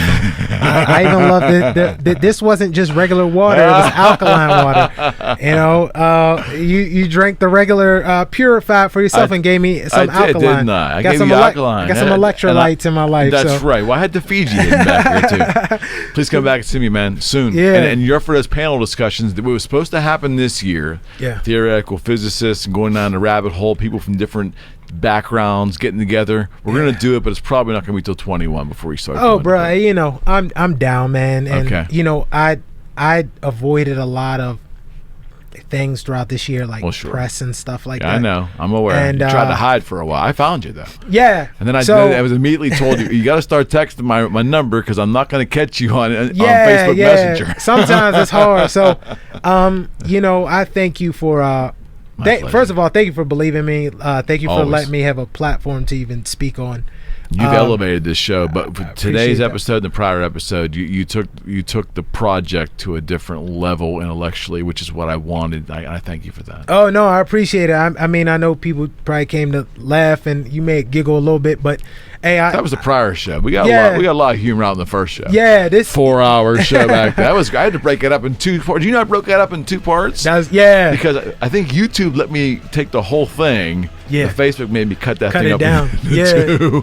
Yeah. we had a blast, and no, thank you, man. We'll do it again. I'll be happy to come I have on. ideas. I'm not letting them go. Oh, make sure you stream Yep. Roomful on Tidal, Spotify, Apple Music, iTunes, Pandora, whatever you have. Go ahead, check it out. It's on YouTube. If you want to just support that way, you can Yep. go on YouTube and look it up. Just type in Terry Jones. Yeah. He's not the white guy from Monty Python, by the way. Yeah, and I'm not changing my name for music or anything. He passed anyways, right? Yeah, You're the only famous no, Terry Jones now. here's the messed up part. Because he What? died, and now he's more famous. Yeah, I haven't done much press in 2020. When you Google him, it's He's still showing. All right. He's showing more. So Fair yeah. enough. Thank you Good guys. seeing And you. thank you, man. All right, friends, Appreciate it. we are out.